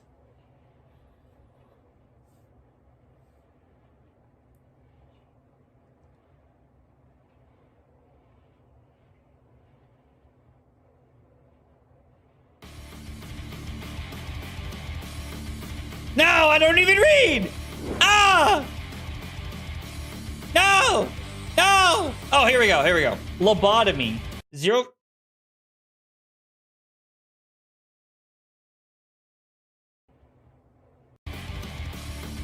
Hang on.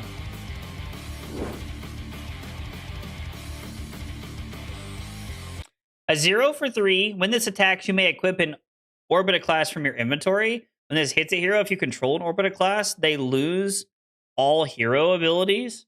Oh, wow. Yo,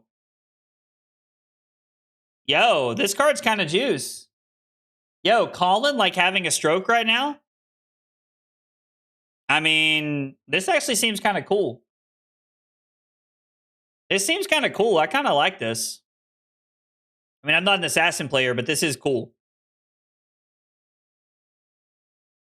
That actually seems good. Yeah, like, I don't know. Like, I think that seems pretty good. Azuri is back, baby. Yo. I think a lot of people expected Compendium of Wraith to be a modern Master set or even a modern Horizon set, but it's actually just MTG Jumpstart set. Yeah, no, I actually agree. VGC. I actually completely agree with that take. A lot of people were expecting it to be more than it is. And I get it. Like LSS hyped it up, but I do think this set does a lot of things. Okay, I am late to record the podcast. Sam and Taylor are probably already screaming at me. I'm very sorry. we're going to cut the stream off rapidly. If you like the stream, follow, like, subscribe, all those things. Thanks for hanging out. We'll be back tomorrow. We looked at all the spoilers. Well, we looked at most of them. We may pick up and look at the rest of them tomorrow. We will definitely play some Fai tomorrow. I know I said we were going to play that, but we didn't get to. Fai tomorrow. Maybe some spoilers. Come back. I'll see you tomorrow. Take it easy, guys.